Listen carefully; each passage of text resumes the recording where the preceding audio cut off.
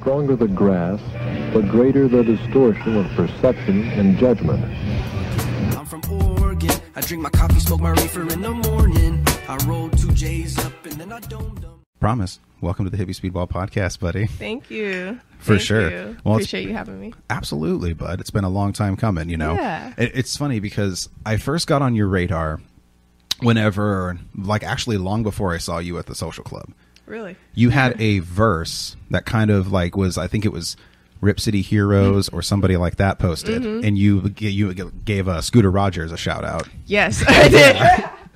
You know, it's so funny, which is why it, you know, bringing us all back to the first comment that we made off camera, but it was just about freestyling. Yeah, because that's what the line. I think I said, wait till I flow off the dome and give that nigga Scooter competition. Because to me, he's the best freestylist. Shout out Scooter Rogers. Hell yeah. What's up, Man, Scooter? I was just texting him today and yesterday. What's up? I love Scooter Rogers. Dude, you've had him a few times too, right? We always have a great time. Yeah. Like every single time. Like we always just have a super dope time together. Yeah, so I've actually only awesome. I've only hung out with him like twice? 3 times in person, something like that. But you know, I interact with him. I don't know him too well outside of music and like the little bit we've talked. He's, you know, hit up my dad and through Instagram too after the verse my dad did on Rip City Heroes too, and so like we've had that connection as well. Shit. A while ago. Okay. So that's kind of funny. But yeah, no, he's cool, and he's one of the best freestylers in Portland. That's actually why I wanted to get him on the podcast myself, is because like shout out to Brandon or Frowns from Park and Spark. He actually got me turned on to Scooter Rogers, and he showed me, he was like, bro, you got to see this freestyle that he did. And then he showed it to me and I was like, holy fuck. And he was like sitting in the car and he was like, the video was like in black and white. He did this fucking freestyle, just blew my mind. And I was like, I need to hit this guy up, get him on the podcast. Yeah. And then from the jump, we had great episodes. Like, I mean, from the very get-go. And then it just got better and better and better. So I'm excited to have him back on because I want to talk about Joy 3. I've been listening the fuck out of that. Same. So, no, he's awesome peoples. Like, he really is my peoples. Like, we call each other brother and sister all the time. Nice. Like, he's That's really awesome. great. Like, but yeah, like I haven't really seen him too active outside of when he just dropped Joy 3. So I'm he's really curious to see where his mindset is. See, I love that about him. Like that's one thing I love about you, Scooter, is he does that so strategically, and he's so smart about everything he does. He's playing chess, not checkers, and that's why. And that's I fuck with people who play chess, not checkers. It's like I like I said earlier. It's like you got to not only think outside the box, you got to think outside the fucking moving truck. Like you have to fucking really put your mind in a different spot. And I feel like I feel like you're really going down that same exact path. Because I found you. Well, I found you through that verse, and then I saw you perform at the social club. And actually, the funny thing was, it was actually at the open mic. And then you came again to an open mic. And then I was thinking in my head, I'm like, that's fucking cool. Like, there's not many people that really do that anymore, that take on like kind of like that troubadour approach with it. And they just go on stage as much as they possibly can. That's really like the only thing I could think to do. Nice. Which was funny. That's awesome though, because a lot of people won't do that. Man, like social media to me is harder. Trying to create a social media presence was just so difficult to motivate myself doing. And so I was like, you know what, like where are all the open mics? And so like for the first like year or two, I was just like straight whatever open mic I can find, if they will allow hip hop, I'm doing it. Like I'm gonna figure out a way to do it. And it was especially really hard the first year before I was 21, because it's just hard to find all ages anything, you know. Sure. And as soon as I turned 21, I kind of flipped the switch. I remember hit up the coffee shops. That would have been sick. I know, right? You should still do that. And I'm trying to actually tone down my, not tone down, but like make music that is not just for like hype and like party settings to fit environments like coffee shops, which I think would be really cool. Because I actually would love to do something like that. That would be sick, because you also don't see many people doing that. Some of my favorite open mics and like performances were in coffee shop environments, 100%. And I was like, who the fuck is this person? Like, they're sure. Sick. I used to, back in the day, there was one actually. So when because I grew up actually around Milwaukee, I went to Milwaukee High. Okay. So when I was a teenager, I lived right across the street from the town center, like in those apartments right there. And then we ended up moving back in there when me and my lady first got together. Like that was our first apartment back in that complex. Yeah. But I lived there when I was a teenager and shit. And I went to Milwaukee High, and then in Milwaukee, there was like a couple really big coffee shops that were there. There was Spring Creek Coffee House, and then there was, I think it's called like something horse. I didn't go to it a lot, but I went to the open mic over at Spring Creek. And when I went to the Spring Creek Coffee House, like I used to play acoustic guitar with friends of mine and shit like that. And we'd see some people go up there and fucking just nail it. Yeah. And then also, if you like spoke some of your lyrics almost like spoken word, that would be fucking dope. Well, okay, so the very, very first open mic I did a poem actually, which is funny because I've probably written a total of like, outside of a like really like strictly music environment, I've probably written a total like 3 poems. Like I don't, sit and write poetry and stuff like that. Usually it's I'll write last. I'll create a beat first before I'll write something. But yeah, the very first open mic I did, because I was like, a bitch just need to get on a stage. Like, let me figure something out. I was like, okay, let me like write this poem. And I'll never forget how I felt after that. I was like, oh shit. And at that time I was actually still playing softball too. Shout out to former athletes doing this music thing. But like, yeah, I was still playing softball, and I remember kind of just like having a crisis of like, oh my God, I'm going to quit everything and just do music. Like even, or just like get on a stage. I knew like I didn't want to be a poet, but I knew it was like my gateway to hip hop. No, 100%. And creating that. And so I was like, well, it's another way to kind of build up your arsenal. Exactly. Like it's like you're just kind of like, it's God, what did Brenboy said at one time on the podcast, and he was saying that basically it's like, his whole job is basically hip hop, and it's all these different avenues and degrees, and he wants to be the best as possible. And I was just like, that's fucking smart. And you're kind of like, and it's really good to build up that arsenal so you can kind of be comfortable in any environment. Man, I try my best, because it's funny actually you say that. I need to stop talking about this. I'm sure my girlfriend's tired of hearing about it. Speaking of, shout out Darian Gibson. Yeah, what's up, Darian? Chilling off camera over there. Yeah, chilling off camera, rolling doobies, rolling fatties per usual. Appreciate you, bud. Yeah, love her. Fan of the podcast too. She fucking loves the show. You know and I what? really appreciate it. I feel like if it wasn't for her, not that this wouldn't have happened, but like she really encouraged this connection. Oh, thanks, and, buddy. I appreciate you. Yeah, Thank you. So got to give a big shout out to my girlfriend. Oh yeah, almost 5 years.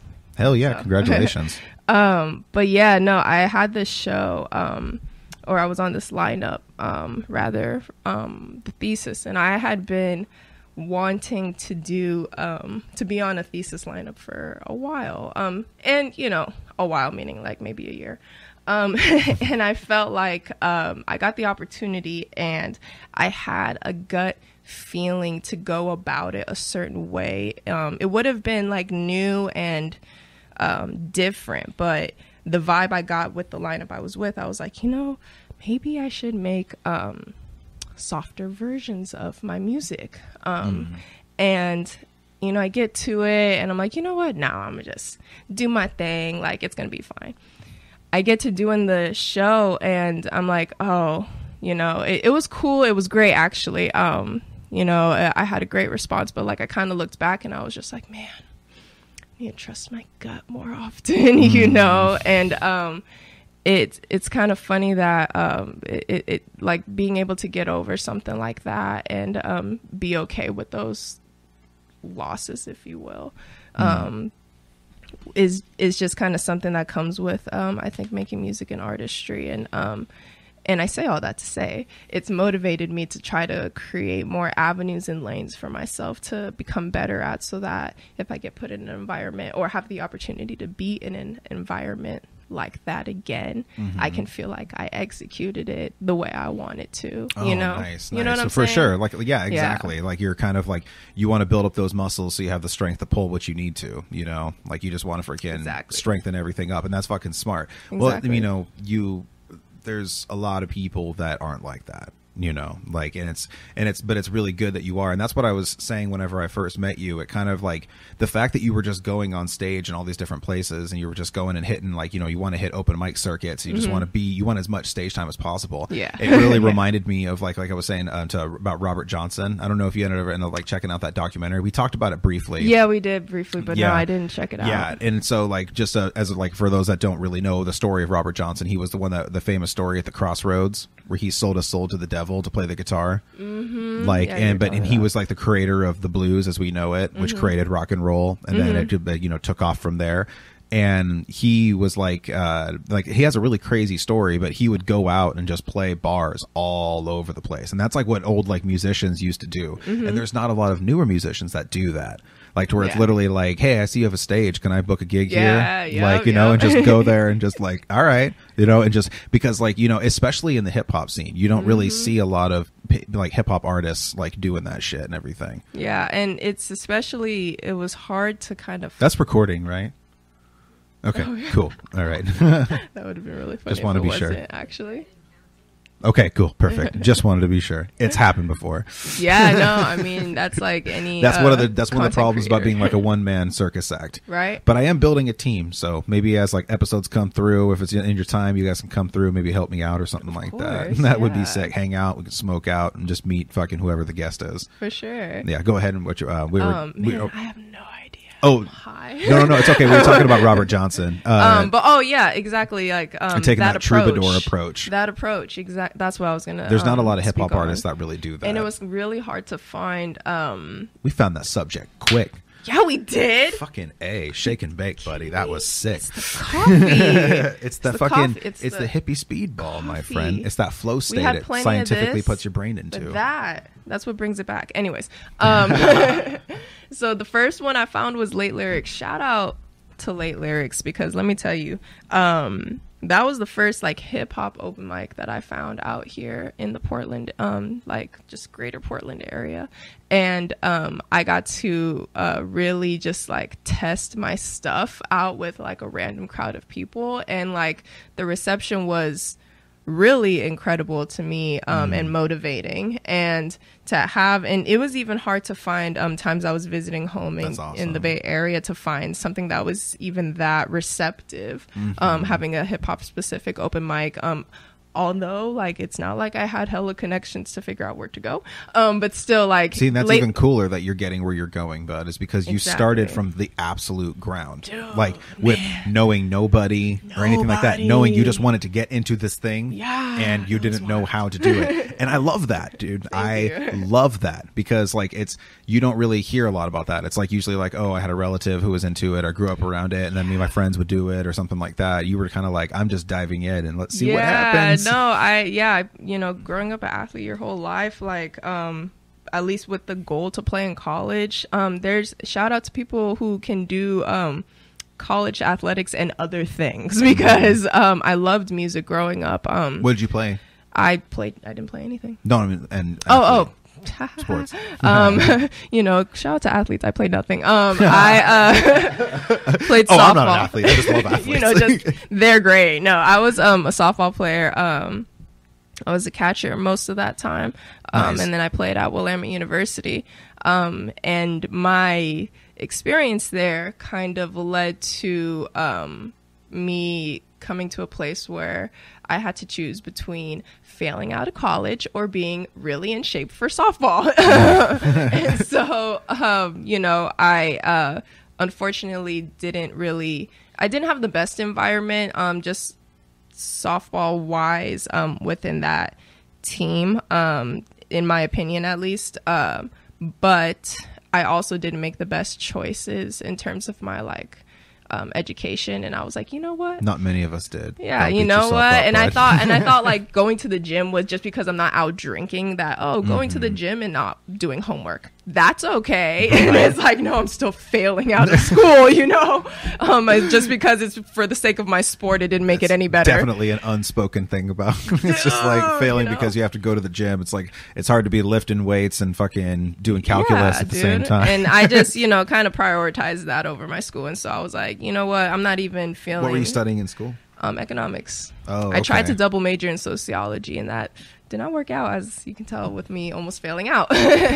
But yeah, no, I quit like abruptly junior year. Well, it's only because you lost interest in, like, you know, that. Yeah, I mean, that's the well, biggest thing. and that was the kind of the thing, was like my heart wasn't in it anymore. Exactly. And when that happens, when you're gonna fail out of it whenever your heart's not in it. What you gonna do? Yeah, you know. Because I'm saying, look, like when your heart's in something, obviously you're capable of fucking doing dope ass things. So exactly, you know, and that's exactly where I was like, okay, if I'm gonna quit something like this, like I need to replace that hole with something, and that's music. when I dove into music. Nice. And I was like, you know what, like I've never done it before, but here goes nothing. Mm-hmm. And I think so, that's dope. yeah. You have an electronic drum kit in your little studio too. Thanks. Like that's super cool. Shout out Michael Moore. He's also a dope ass producer that and rapper that spent like about a year out here in the Portland area. Nice. He just moved back out, but like, yeah, he gifted me that, and it's like a $200 little drum set. Like, it's a nice little drum set. So oh no, it's it'll cool. definitely do the job, and I'm Yeah. fucking psyched for you. That's sick, because like electronic drums are fun. Like I want to get my daughter some because she's really interested in learning how to play drums,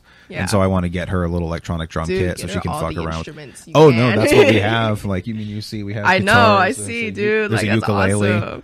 Yeah, no, I want to learn I can guitar actually play next. the ukulele too. I Really? learned how to. Fuck yeah, I How learned many how to play instruments that can you shit. play? Ukulele, guitar, bass, a little bit of drums, Okay.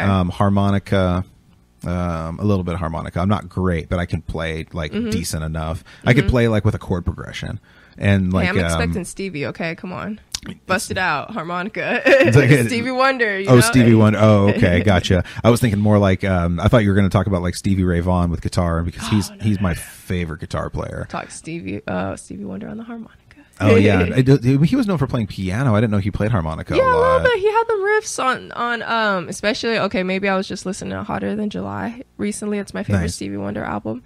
But he'll have some harmonica riffs for sure. Okay. Yeah, he's known for playing piano, but I didn't know that. That's sick. I'll have to fucking look into that. That's dope. I actually yeah, didn't you know know that what's he would funny play is if I'm harmonica. completely inaccurate about that, but I think I Could you know Google what's that? funny. Yeah, let me Google that. No, we it'd have- be we have funny someone- just we have because I'm kid- like, oh yeah.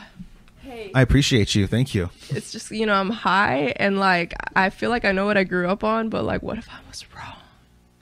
My God, embarrassing. That's why it's always a It wouldn't little bit of surprise self-doubt, me. you know. It wouldn't surprise me. He's a fucking great musician, Dude, so it really right. wouldn't surprise me. But Yeah. no, I play harmonica a little bit, like, and then that's it. I actually, so when I was actually 8 when I started, I was actually playing viola. Because like there was a Okay, point in yeah. elementary school, I don't know if you had to do this, but in my elementary school, you had to choose between band, orchestra, or choir. Like you had to pick one of them. I don't know if I had to, but I do know that I played like 2 years of violin in elementary school, and I think it was some type of You're like, like and music. I don't remember having a requirement. say in it. Yeah, right. Exactly. I know it was like it was cool or whatever. My parents didn't like it when I was practicing at home, I but like, bet. Like it's I feel so violin. bad I mean, for come my on, parents. you know? I was in orchestra and I played viola. Yeah. And the cool so- thing is like viola players were like right in between the violin and the cellos, and so like we have our own little section. And usually there's only like 3 of us, Yeah. and so we have our own little tight knit community. Shout out viola players. Yeah, shit, I don't even know if we have viola players in my elementary shit. school. I know I had Sorry, a violin. the big blunt buddy fell over. He's chilling. Oh my God, I totally have to sneeze. Man, you're going to edit this out when I sneeze, right? Yes, you are. And went away. Just kidding. I was gonna say, am I? I was right? Okay, cool. That's what I was like. I Nice. feel like I remember hearing that. Nice. I'll have to fucking check that out. Yeah, no. I didn't know that. That's fucking dope. Thanks for teaching me a little something about that. That's Hey, what's up. no problem. Are you looking to play in like any instruments yourself? I'm like very, very, very slowly learning piano. I've been learning piano for the last like 4 years, maybe 3-4 years, just with my grandmother Skyping me from back home and teaching me. She was trained in classical piano for like the earlier years of her life, and she Nice. just kept up with it like pretty well throughout her entire life. And you know, when your grandma's your teacher, it's like, what else can you ask for? It's pretty Yeah. cool, you know. It's Hell like yeah. a great way for me to like stay connected with her and That's dope. Yeah, so that's like hella dope. it's hard for me to stay motivated just in general learning piano because I feel as though I have the basics enough to execute a lot of ideas that I want, but I know to grow to the level that I want, I need to develop that skill a little bit more. And like I want to learn guitar next, and I really want to learn guitar, but I'm like, nope, I'm not going to learn that until I master piano. So okay. Here. Well, luckily, whenever you even like get like the gist of when you can kind of just like play chords on a piano and just kind of like flow along with it, because I'm learning a little bit of piano myself right now, actually. I see your little. And so that keyboard actually that's actually my daughter's. We're just keeping all the instruments in here, but it's actually my daughter's, and that thing does a lot. Like it's got a lot of sounds. Pretty substantial. It's fucking. It's better than I thought it was, and so it's I've just been learning, but the only thing I can play is like do you know that movie The Hangover? That song he sings for the tiger. It's like, what do tigers dream of? I can play that on the piano. That's hilarious. I always just wanted to learn how to play that. So that's the first thing I learned how to play. And it's stuck. And I can play that no problem. And I can play the intro for Home Sweet Home from Motley Crue, like the do do do do do do do do do. I can play like that little part, but that's about it. Okay. Like, but I kind of learned how chords are formed, so I'm kind of just working on that right now. And a lot of times you could just kind of like mess around once you like get the idea. But you're going to come chords. from the opposite approach because you want to learn how to play guitar later. Luckily, they transcribe really well. I've heard, and that's why I want to like. And when you have learning piano first, and that's what's giving me an edge over being able to play the piano, like as like picking up that song, because I learned how to play that song in like a day and a half. From playing nothing on piano to knowing how to play that song. And I picked it up really quickly, and I think I had an advantage because I play guitar. So because you're going to be playing piano, when you start playing guitar, you'll have that same advantage. Exactly. Chords will be a lot, and plus you have long fingers too, so it's going to be easy for you. Like playing guitar, especially if you're starting with an acoustic and then you go to an electric, which I'm most likely going to do. That's always smart. I always recommend guitar players do that. Start with an acoustic because it hurts your hands more. You build up your calluses faster. Like, well, it's like it's harder to put down the chords on an acoustic, especially in certain areas and stuff like that. And then when you go to an electric afterwards, you're like, oh my god, you're just gliding. Like exactly, it's so much easier. But I made the mistake of starting with electric. I should have started with acoustic. Really, but I wanted to shred right away. I had a homie that's starting with electric, and I'm like, man, I don't know about that. It's still possible. Seems fun. Yeah, it seems like really it's just going to be a fun, hard transition once he starts jamming on an acoustic eventually, because at one point every guitar player wants to have an acoustic guitar. Like you need one just because you never know. Yeah, like, it's practical. Yeah, when we had to evacuate from the wildfires and shit, because we lived like right in the level 3 evacuation zone, and so we had to fucking bounce out. Luckily, I already had sent a bunch of our shit and Juniper over to my mom's house, and I was because I had a gut feeling that we were going to have to leave, so I was like, let's pack up a bunch of shit, take Juno over to my mom's, and we'll just stay the night. Literally, like the next morning, we had to fucking go. See, and you were already packed. So that's good. And we were already, we just bounced the fuck out, and then I remember we got to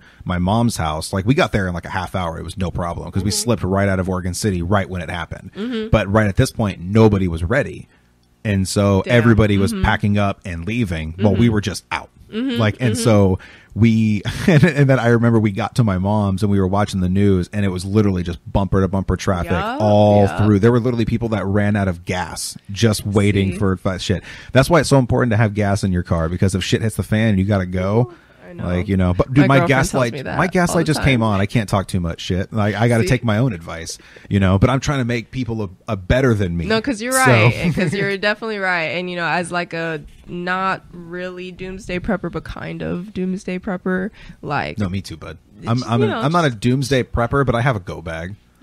Same. I feel like everybody should have a go bag. Everybody should have a go bag. Everybody. I want my daughter to have a go bag. Super irresponsible to not have a go bag. I'm literally building Juniper's go bag. No, that's like a good skill to teach your kids, like for sure. And also a little hint of advice too is like in your go bag, have a little survival kit in itself, just in case you have to ditch your bag. Then you have a small survival kit. To pull. And I have like this waterproof container that's wrapped up in a bungee cord.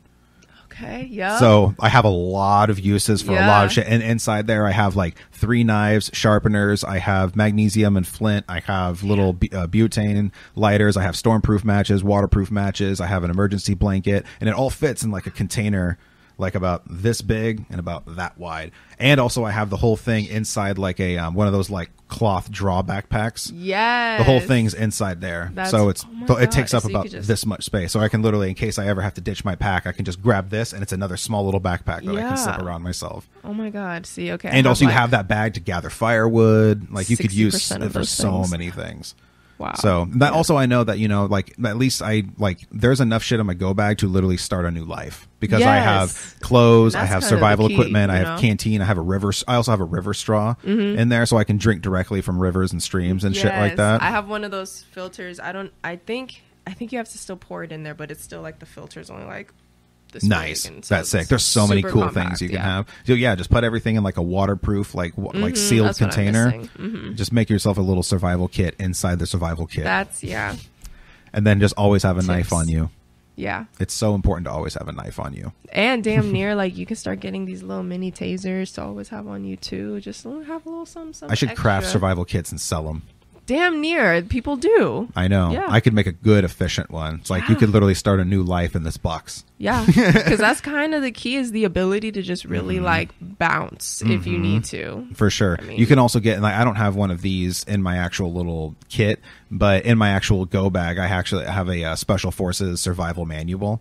So it's got all sorts of shit in there from any climate, hunting, fishing, everything you can possibly think of. I have something that's not as nice as that, but it's a manual that doesn't sound as in depth as yours. Anything works. Like anything that will give you an edge, because in that moment you might need a reference to go to. Exactly. And then also like and it's good to learn how to build a fire and keep it concealed too. Yeah, see, and that's where I'm like, man, I have a lot of things that can light fires, and we're going to hope for the best until I'm like super confident in my ability to just build fires with like other resources around me too. Just practice, just go out on a little trail someday and just literally just dig a little pit and just to start practicing getting an ember going. Yeah. I want to get some charred cloth. You ever see that shit? No. So it's literally like, so you take like an Altoid can and then you poke a hole in the top and the bottom. Okay. And then you take like some like cotton or any sort of like natural fabric. Cotton works best. Like take like, like a piece of a cotton t-shirt, just a couple little strips of it, and then you put it inside the Altoid can. You literally just put it in the fire, like around the coals. Okay. And shit. And then when you pull it out, the cloth is like completely charred. But literally as soon as it hits a spark, it ignites an ember. Okay. And it'll just start burning, like as soon as a spark hits it. This is like old school shit they used in like the fucking like Wild West to get fires going. See, and that's what I need to like do my research on a little bit more. Hey, like, University of YouTube, my friend. I know. There's a really good channel that's called Primitive Technology. Have you ever seen that? No. Oh, you can watch this shit all day long. Okay. I watch YouTube the most. That's the app I spend the most time on, probably, like way more than Instagram or anything else. Yeah. And so he has this one channel where he doesn't like say anything. He just builds like bushcraft shit. Like he'll build an entire hut that has a chimney and like roofing tiles out of clay he made out of the mud. Oh, fuck He literally uses like own like primitive tools. He'll like make an axe to chop down a tree. Yeah. So it's like if he has to build something out of wood, he's like, first I have to make an axe. Yep. And so he makes an axe, and then he sharpens it up, and then it's hard enough to fucking literally chop down a fucking tree. Yeah. And then he'll start building like cabins and huts and all sorts of shit. You can watch it all fucking day long. That's fucking crazy. It's really cool. It's called Primitive Technology. Okay, you got to check it out. I'm hella gonna check that out. Are you kidding me? What? Good. And if you like scary things, you should check out Mr. Ballin. Man, how scary? What do you mean by scary? Elaborate. Like so his actual, what he always says is the strange, dark, and mysterious told in story format. That's exactly what it is. It's literally just like true, weird, and scary stories. Okay, I can, like, and he just tells it, and then he'll also sometimes show like pictures of the people he's talking about, or play video clips or anything like that. And then it's like and they're all true. Is it like based out of like certain areas specifically, everywhere. or just everywhere? Okay. It's a really addicting channel because once you start watching that shit, like all the different stories he tells is so fucking crazy, crazy, and some of them are like really fucked up.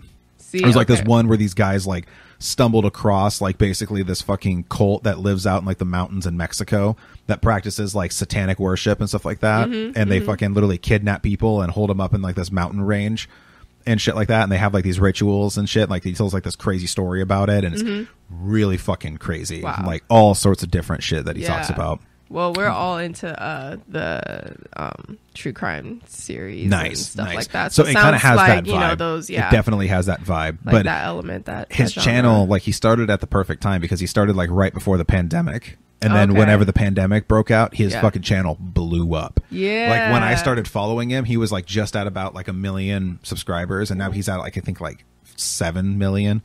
Like he's fucking like, what's that? That's what he's at right now. Holy shit. 10.6 million.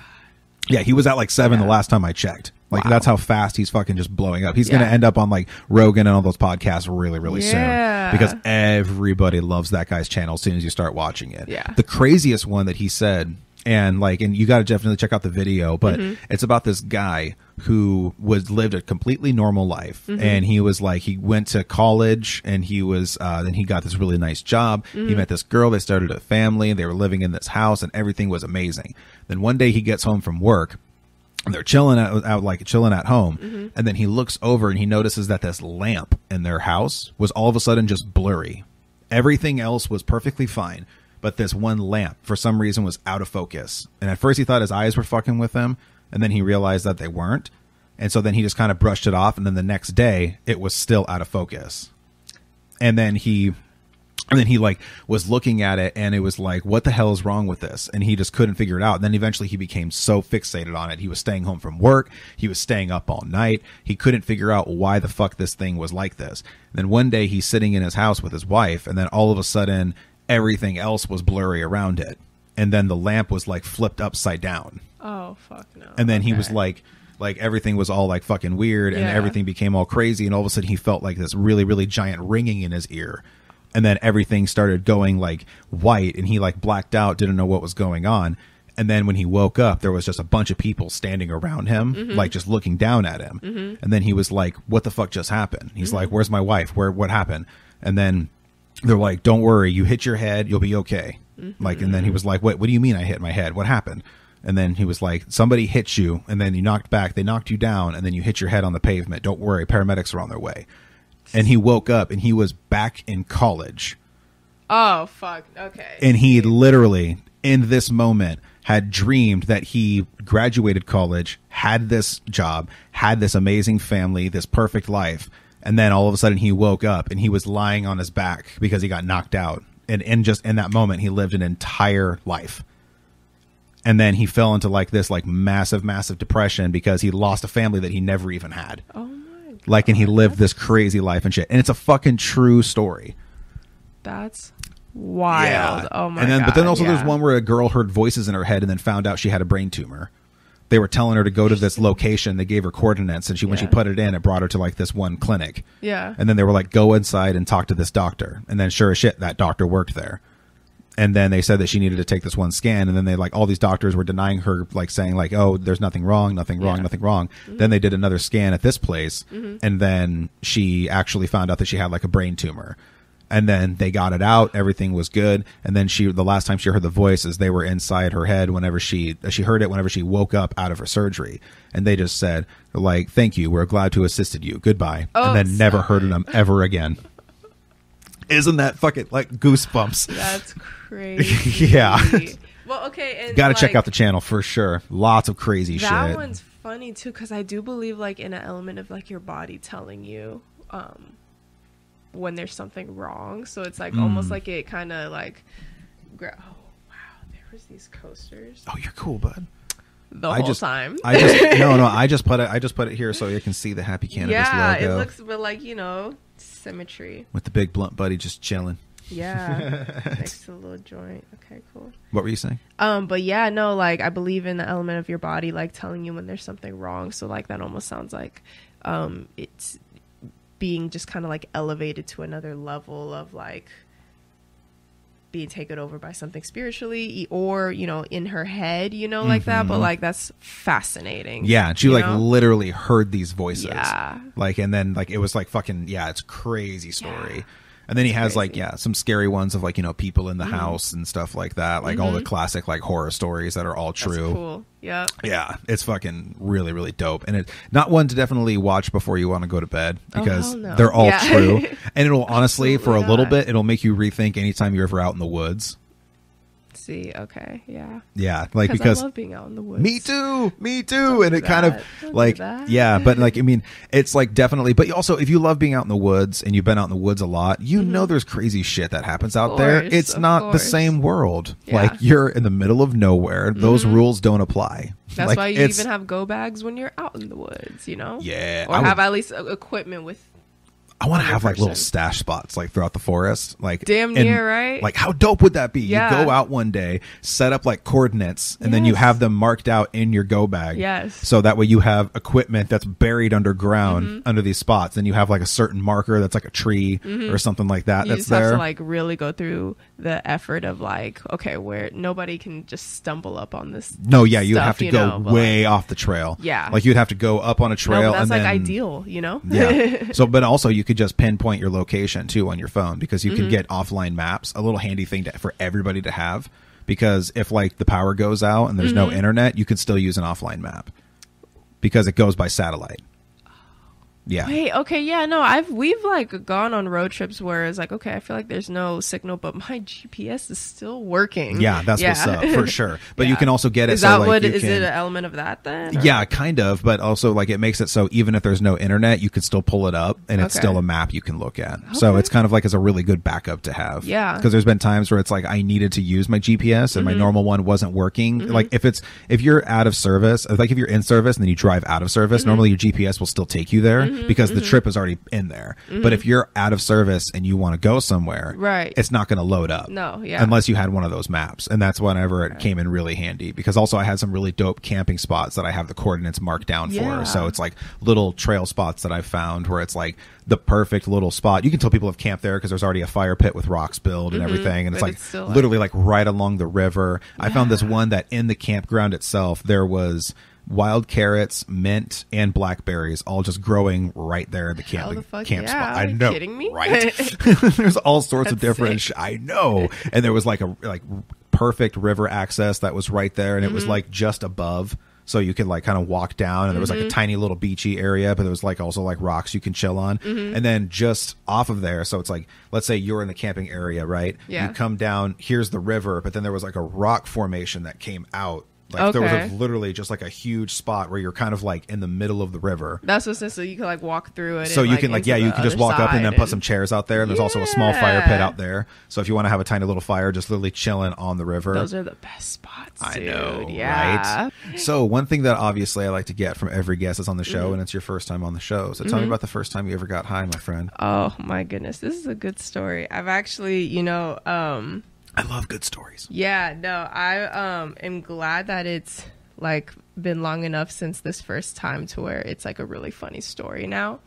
But shout out to family that smokes and introduces you to weed. My cousin lived around the block from me.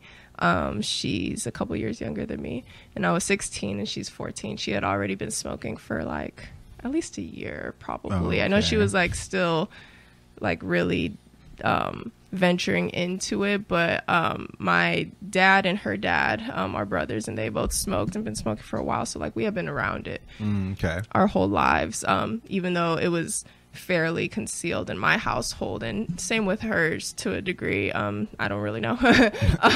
But she managed to kind of like get her hands on it from other sources and stuff. So I go for a sleepover, and I haven't slept over in a minute, especially not since she's been like smoking, because at that time I'm still kind of like working on the destigmatization of cannabis.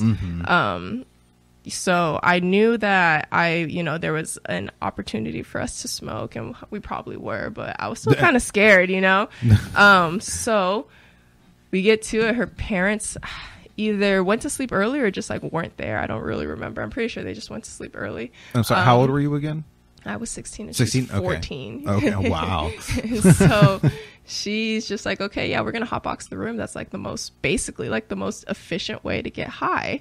And so we're in her, I mean, she doesn't say that, but that's kind of like what we Everybody's usually deduced trying to it. hide it. She's like, we're going to hotbox this room. Yeah, Like, damn, if you're going to be a bear, be a grizzly. Fuck it. Dude, exactly. Like there's like, why fuck around type of mentality. I don't know if that's not like awesome. exactly what That's she some said. serious but like, big dick energy that she had. dude, It's you like, know, damn. it's like we're about to hotbox this fucking room. She Promise walked you're in with gonna a get fucking high. hog swinging. Exactly. So, love her. This is a great story.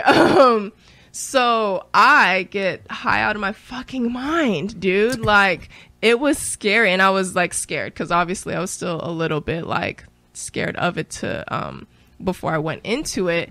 But like the main thing I can remember was like it felt like video game lag. Like, you know how like it's just like you're running into the wall and it's like, why won't the character just turn? You know, that's how I felt my body. I was just like, why can't I just do these movements that should be normal? Mechanics I cannot operate. Exactly. Like it's all delayed. Like everything felt delayed. And she is just in the corner dying laughing, right? And so like, you know, it's funny is fuck you. Yeah, no, I'm like, this is terrible. I'm fucking like, I dying don't feel good. here. And so like I might have even been doing it during the podcast a little bit, but sometimes I like tend to rock when I have like a good sativa going. But this is my first time getting just baked, and so I'm just like rocking in the corner, high as fuck, just like okay, like all right, and she's just laughing, just sitting there laughing at me. I would probably laugh at that too. Exactly. If I got my friend high for the first time, they're like, okay. Dude, like, exactly. How you feeling, bud? Dude, and like, you know, imagine she's like 14 getting her 16-year-old cousin high. Mm-hmm. Like out of her mind. It's hilarious, right? Hilarious. And so, yeah, like eventually I'm able to figure out a way, like a lot of pacing around, a lot of like drinking cranberry. I remember I drank a lot of cranberry juice. It's like my comfort juice. I was like, okay, cranberry juice will make it all better. It didn't. And so finally I get to like go into sleep, and then the next morning she like tells her parents that she got me like stoned out of my mind, and how funny it was because of how terrible it was of an experience for me. And her parents are like, dude, you're supposed to like help her find her spirit animal. Like, why'd you do that? Like, why were you just laughing at her? And so like, dude, and so like now when we talk about it, she's like, I'm so sorry. I was supposed to be like your guide, your spirit guide. You know, we were supposed to help find spirit animals together. I'm so sorry that I just laughed at you. And I'm like, dude, no, it's like a really funny story now, because I could just imagine myself just in the corner like, right. Whoa, this is too much. Like, just fucking tweaking. Yeah, and my 14-year-old cousin's just laughing, just That's amazing. dying, you know. So, yeah, that was the first time I got high. Awesome. I didn't smoke again for like hands another down, year. It's one of probably top 3 stories I've heard on this podcast. Thank you. 100%. That was a good one. That was awesome. Good one. And I've heard a lot of people's first time smoking. Yeah, dude. No, I was. That was a really good one. I stopped smoking. And it's always for a great like story, but there's some that really stick out to me for sure. That's awesome. Always going to be a good one. That's for sure. Because all I'm going to think about is you just tweaking in the corner. Oh yeah, dude. Because also it reminds me of this time also when I was like first smoking, and me and my friend were chilling on the beach, right? And we got fucking ripped. Yeah, like, we got that was like back in the days when it's like you and your friend, like you know that you get high after like one bowl, but you said fuck it, and you smoke like 2 or 3, and then you just got a little extra stone that night. You're like, all right, tonight we're gonna stretch our tolerance. Is what we're gonna do. It's like we're gonna make it so now we have to smoke this much. It's like you go a little above, and then you come down right here, and then you go a little above, and you come down right here. Yeah, it's like trying to sustain the up here, right? Every time you get like ultra high, it's like, you know, it's like 3 steps forward and 2 steps back. So it's like, and then you're always going to be at that level now. Yeah, like, and then you're just going to kind of do this little staggered toward the point where you're smoking like a quarter ounce a day, and it's not doing a fucking thing for you. You know, and you're all just like, but you're still not a dab person. You're just buying a lot of flour. Yep, it's just running through all the flour. Yeah, exactly. And so we were sitting on the beach, and I remember we were chilling on this log, and when you were rocking back and forth, it reminded me of this because, like, have you ever seen that one famous picture of like the dudes like building the skyscraper back in like the 1930s, and they're like eating their lunch on the skyscraper? Have you ever seen that, like on that one beam, just chilling there eating their meals? I felt like I was one of those guys. Oh my God. Like, and I was like, and like, so scared. It was like, so I knew I was sitting on the ground, but it felt like if I fall back, I'm gonna like fall into eternity. Yes. And then I felt like if I fall forward, I'm gonna fall into eternity. Like I'm literally just chilling on like a beam way up in the sky. And I'm just like, I can't move. Like, and I was like, because if I move, I'm going to die. Yeah. It's like, Joe, stomp your foot. It's just like reminded me the ground is right here. And he's like, no, but I still but can't move. My brain was literally way too high. Yeah. Like, it was fucking, and it's crazy when you're chilling on the beach because you could hear the ocean, but you can't see it. It's so menacing when you really think about it. Like, it's really intimidating. It's like, because the ocean's still watching you. Like, but it's like, you know, it's like it still knows that you're there. Right there, yep. Right? Like you I need think to get about higher that. on the ocean is what that sounds like. Yeah, you really should. need to I get higher love on getting the really ocean. ripped on the beach. Yeah. When I was actually working, it's funny because you had a Northwest Kind lighter that I saw. I Yes. worked for them for a short period of time as a brand Really? ambassador, Yeah. and then me and my friend, she worked as a sales rep, Mm-hmm. and we were working this trip for a bunch of this dispensary chain that we Mm-hmm. were helping them out with because they were really burning their relationship with them. Mm-hmm. So that was the reason they brought me on because I was like, I had to basically play Santa and just butter these guys up like with Yeah. gifts. That was my job. It Yeah. was literally just to drive around with swag to dispensaries and just drop it off for people. Yeah. And then I worked with my friend because she would come in afterwards and we'd do like a 1-2 punch. So it's like okay, I come yeah. in and butter them up, and then like a day or two later she comes in. They're like, "Oh fuck yeah, we'll definitely get some product. We're running low on you guys anyway. We love that guy." Then I would set up the events and do all that kind of shit and Yeah. work the table and stuff like that. How long did you do that for? With them, I did it for not very long. It was like for like I want to say like 6 months, something like that. It wasn't very Okay, long at yeah. all. Like, but it was long enough to get a really good gist of the job. But basically, my goal was to basically save their fucking asses with this chain, and it worked. And then it was kind of a shitty situation at the end. But anyway, God, it was God, I had a fucking point of bringing that up. I was talking about brand ambassador work, and what were we talking about just before My that? lighter, NW kind. Rocking back and forth. The Yeah, ocean. rocking back and forth the ocean. Oh yeah, so perfect. Thank you. Yes. It's like that door in a dream. The more that you think about it, it's like pushing further and further and Yes. further away when you're It's trying okay, to chase but we're it. gonna I got you. bring You- it back. You got me, buddy. I appreciate you. Yes. Salute. All right, Thank you. yeah. Appreciate that. But anyway, so we had this one trip that we went on where we just hit up a bunch of dispos at the beach. Mm-hmm. And it was so much fun because we just Yeah. literally were just going from beach town to beach town to beach town, just getting fucking baked Dude, out yeah. on the beach. I like sold for a farm very briefly, but I did one coast run, and Nice. like Darren came with me, and like it was so fun. I Just bet to be that was a able- blast. Yeah, just being able to like spend that much time on the beach just to go to dispensaries, I love like it. I what? loved it. Come on. I want to Like, do that. So I actually want to do that with the podcast. So when I have the fuck money, yeah. I want to invest in just a fuckload of swag, and I want to take that brand ambassador approach with the podcast. Yeah. So it's like, hey, because like the only because the way that the podcast has grown the best is through word of mouth. Yes, So I want to stretch it definitely. out as much as I possibly can. I had this one goal but due to finances, I wasn't able to make it happen. But eventually, I want to be something associated with me with every dispensary in Oregon. Fuck yeah. Because it's the ultimate cannabis culture show. Because we shit, get high you know and we what? chill and we talk. And there's artists. You could start with the dispensary I work at. Oh yeah, for Ascend sure. Let's go Dispensary, ahead where and we look make in. these What you perfect got here? puff pre-rolls. Those are Perfect in-house. puff cannabis pre rolls. Yeah, those are in-house Nice. cannabis smooth, packs. tasty flower. Pre-roll packs. Cannabis pre-roll packs. Yeah, but like networking with we're a mom and pop shop, and That's like what's up. dude, if you look out into like just talk, asking around about how other companies within the industry are doing, like it's been rough recently. And so like I'm pretty blessed to be in a spot where like we're doing pretty decent, and we're That's in fact what's trying up, to do like buddy. events and stuff. So like we Nice. can connect and see how to make that For happen, sure. you know? One thing I really wanted to do, and you'll be a part of this now too, is I want to put on a massive hippie speedball podcast music festival.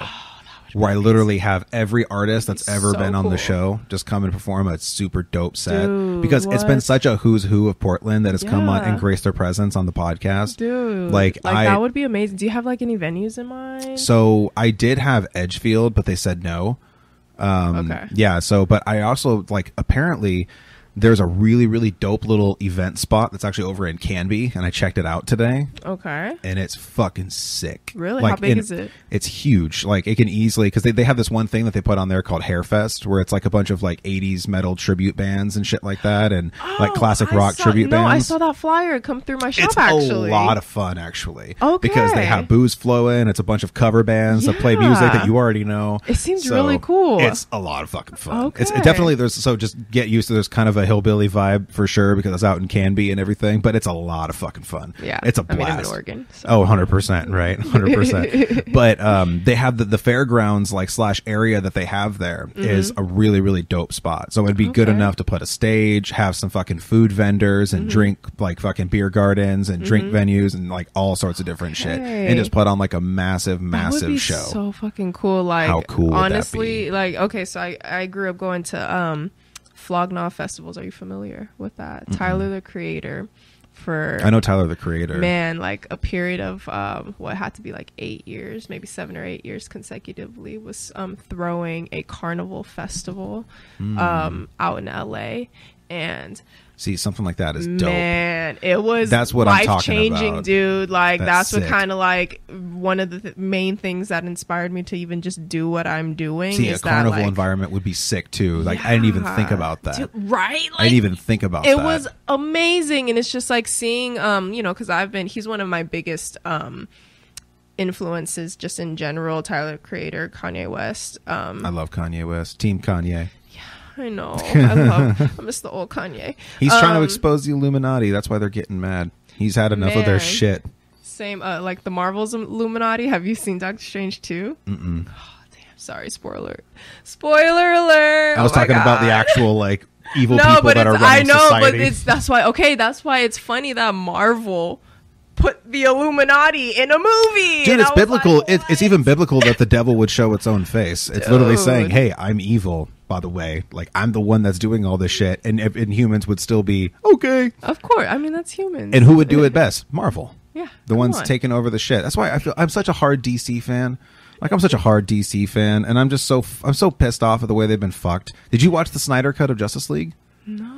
You gotta check it out, bud. I know, because I've been told to check it out. You need to. It's also a commitment, though. It's almost like it's an almost 4-hour movie. It's a commitment. I know, and that's why I need to like give it the right energy. 4-hour work of art. It's amazing. Okay, how do you feel about the new Batman? What is the opinion of? So I actually haven't watched it yet, but from the trailers and stuff like that, I was really excited about it. I am. And honestly, so I don't really care. I used to be like really like, no, they could never play Batman. But Heath Ledger got us all to shut the fuck up because everybody said he would be a terrible Joker. And he killed it, and it killed him, unfortunately. Yeah. But right. like he fucking murdered that role. People said the same thing. I don't know, right? Thank you. Be here all week. But also, Joaquin Phoenix is the Joker. Same fucking thing. He's what my an favorite, amazing movie! Oh my god, what an amazing! I'm kind of pissed they're making a second one. I'm a little upset about it. I didn't know that they were making a second one. I think they should have just one and done it. 100%. That was like... also Todd Phillips, the director. He said that originally, but really? then also okay. he said the only way that it would happen is if the perfect story came and we would do it. So it makes me wonder, what is it? If it's like, because he had the same exact opinion. He's like, no, I don't want to make a second one. Like, why would you want to add on to that? Yeah, like, dude, it was so perfect. Good. Yeah. And the cool thing is about DC, though, is they invented the multiple universe stuff. Like, that's their fucking thing. The only reason why Marvel is pushing that so hard right now is because DC is about to start putting them in their fucking place when it comes to movies and shit. Dude, and I already because saw right they're now, starting they've already officially, they're going to connect every single DC movie that's ever been made. Back to like the first Superman with like Christopher Reeve. So what I was saying about DC. Yes. Let's get back into the core of it. So, right, I know. It's like you're obviously you're amped up about this. So. Well, no. So the thing is like there was a lot of fuckery that went on with the Justice League movie. So okay, yeah, tell me more because I know like very little. I just know that there was fuckery that happened. That's still recording, right? Okay, cool. So like, yeah, there was a lot of shit that was going on with the Justice League movie because originally Zack Snyder was making it, but his daughter committed suicide and he wasn't able to finish the movie. Okay. So he hired Joss Whedon, the creator of his competition. So the creator of like the Marvel movies with Jon Favreau is Joss Whedon, and Jon Favreau visualized the whole Marvel universe that you're watching right now. I knew Jon Favreau was from Iron Man 1, like literally that's all been planned out, everything that's going on. And so they were the brainchilds of this shit. So he hires Joss Whedon to go and finish Justice League, and he just butchers it.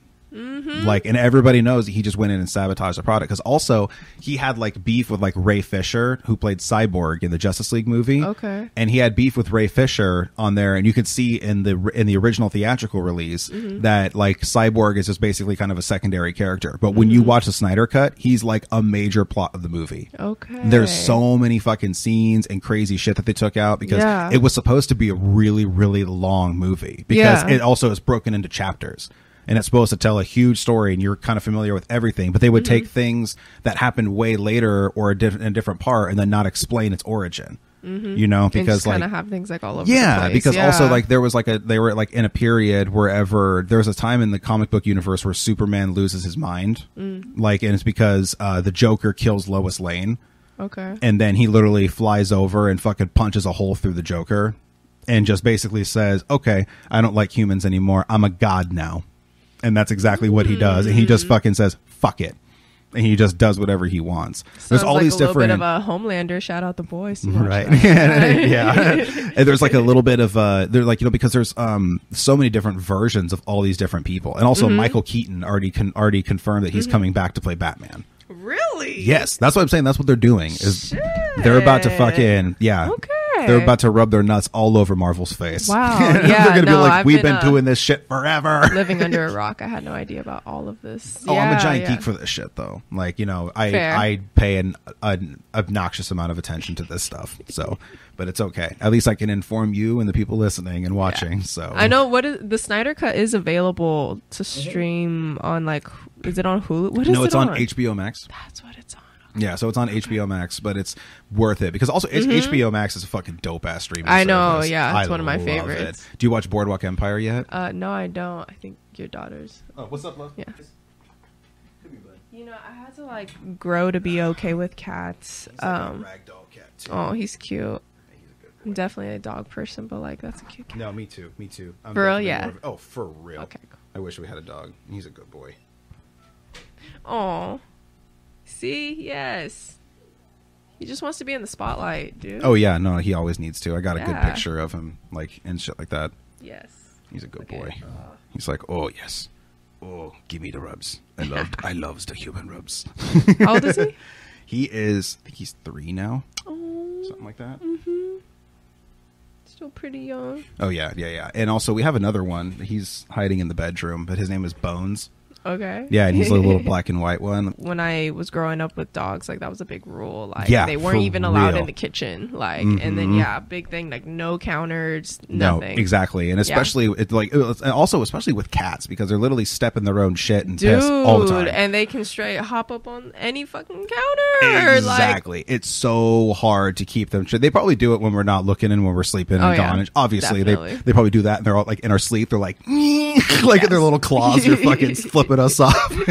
That's what I've like grown to appreciate cats. It's just their like independence and like their emotions are funny. Like I love dogs' loyalty, but like But man, our cats will really say "fuck you," and but that's our cats hilarious. are kind of like, the cool thing is the reason I like them is because they're kind of like dogs. Like, I mean, like they're literally like they'll be right there at the fucking door whenever we walk in. Like, and Gizmo will literally like, and even when you guys came to the door, he knew somebody was coming, so he fucking goes and just sits on the edge, and he's just like, "What's going on?" Yeah. Like, but then I think once he realized it wasn't somebody he knew, he just kind of stood on the other side of the couch. That's why he was like, just chilling there. Yeah, like, just like let me assess for a second. Yeah, for real. Like, but then also Bones is like really curious too. They're both fucking super dope, but Bones is an asshole.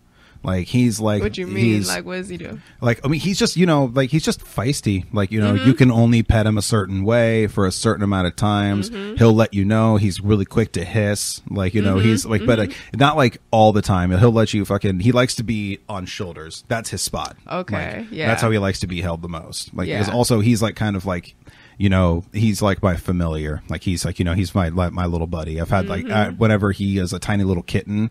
I was like, you know, because I was like just working from home and taking care of Juniper and shit. So I was the one that took care of him all the time, and I would fucking just put him in my hoodie pocket. Yeah. And so I would like, he was a little marsupial. He would just chill in my pocket with a little tiny kitten head just poking out. Yeah. And then, you know, I'd give him his food and shit like that and put him down. But if I needed to do anything, because he was always around my feet. So I was like, okay, fine. And I just fucking just stuck in my pocket, and he fucking Just loved chilling. it. Yeah, exactly. Chilling, yeah. And ever since then, that guy's been like my little shadow cat. He fucking follows me everywhere. How long have you had him? So we got him actually like right around the time I started the podcast. It was like October of 2020.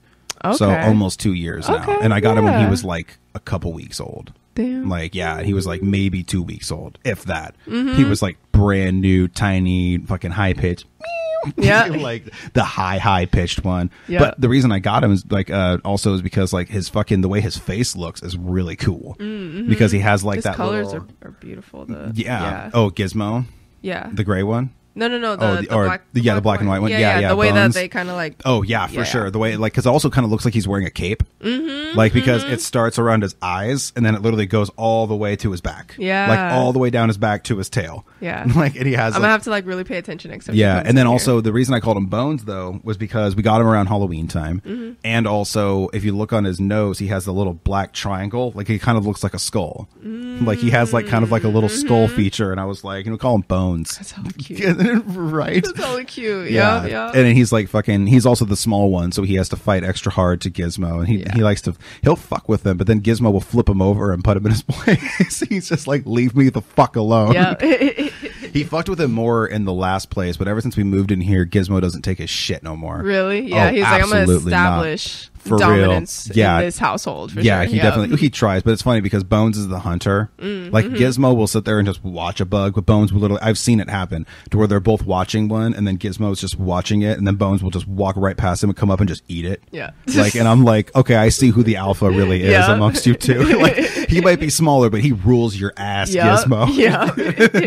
And it's funny too when you own multiple pets, like one will always be the alpha. And Oh, like, for sure. It's funny how always that gonna always establish happens. that. There's just that, it's like, it's so primitive amongst any sort of culture. It happens with humans. It happens with everything. There's always and it's weird, like, whenever, like, it's weird that we're all becoming a lot more aware of it, but even the term alpha kind of has like a weird saying. Like, if anybody calls themselves an alpha, like, it's really cringy. And it's usually like associated with like masculinity and in general, and I think it's just always kind Which of is just dumb because it's grouped into amongst that everything. Box, you know, exactly. And it's just like, which females have alphas, like, exactly. I mean, like, and like, well, and females can display masculinity as well, but for sure, it's, exactly. It's that's what I'm saying. It shouldn't be interesting. It shouldn't be like all chalked up just to men. Exactly. Having this yeah. alpha, like what this, it means. What does it mean to be an fucking alpha? wolves, You know? wolves have that shit. Yeah, like, no. and they're like, even amongst the fucking females in the pack. Look at fucking lions And lionesses. And I believe that they have their own kinda, hierarchy. Exactly, and that's what it is. It's kind of like a balance within communities, within relationships. But it's also establishing what tools everybody's best at use for. Not everybody's meant to be a leader. Like, and it's like, and it sucks for the people that aren't natural leaders that really want to be natural leaders, because it also is an acquired skill too. Like, you could learn to have that sort of mentality and that grab on people and stuff like that. Definitely. But it's kind of like how I don't believe everyone is, if you're good at something, I don't believe that necessarily means that you're good at teaching it to others. For sure. And it's kind of like that same Absolutely. thing, that's a really good point too, because a lot of people think that just because they can do something, they can teach other people to do it too. And I and do not believe that is true No, whatsoever. not even fucking close. It's a completely different muscle. Like, and I remember, so when I was learning to play the guitar, like, I started when I was 13, and then when I was like 16, 17 is when I actually started giving people lessons and stuff like that. But for me, it was relatively easy. Yeah. Because also I'm a natural teacher. Like, I'm really, really good at teaching people things. Like, if I know a subject, you're about to know it too. Like, look how much you know about DC right now. Boom. No, dude. And you understood you it. Put You me grabbed on it. So much. For real. Yeah, Exactly. You're welcome. Because I'm a Marvel head. It's all good. It's all good, bud. I get it all the time. It's fine. But they'll come back and everybody be like, "What the fuck?" And it's like, "Told you, dude. I'm about to go watch the Zack Snyder you gotta cut, watch it, dude. for sure. Yeah. But it's like, yeah, but not everybody has, like you said, like, that's a really good point. That, because I remember it was a weird thing when I started teaching people to play guitar, because like it was easy for me to do it, but it was weird to start accessing that muscle, because I had to also look back to my own primitive mindset on a task or or a skill or whatever it is, like, you have to look back at, okay, how did my mind work when I was learning this? Yes. And how could it have worked more efficiently? Exactly. And so it's a weird thing to have to do. It's kind of like, how would you have helped yourself? Yes.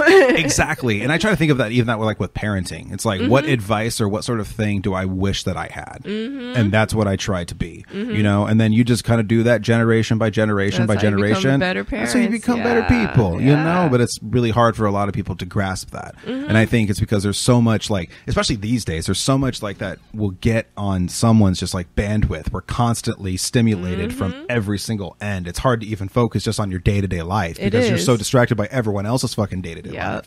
And it's weird because humans aren't meant like that. No, we're only meant to fucking know like the people like in our village. Yeah, like no, it's like, and for it's like sure. what, maybe Yeah. like 100 people max. Like, you know, it's like a really, really small knit community, And that's why, like, about what we're meant to know. Exactly. But And that's now- why it's like social media is cool, but like to your point, we're only meant to like, I feel like really, you know, have these meaningful relationships with whatever our bandwidth can truly handle. So when Yes. we put extra on trying to get thousands and hundreds of thousands of followers or whatever that means, clicks, likes, all of these things that ultimately mean nothing, and we're basically sacrificing our time and energy that we can be putting into these personal relationships. For sure. You know? That's why I like spreading word of mouth. Exactly. Because it Into these like establishes that. fictional relationships, essentially. For sure. You know? And just because, this person follows me, it's like, they don't fucking care about you.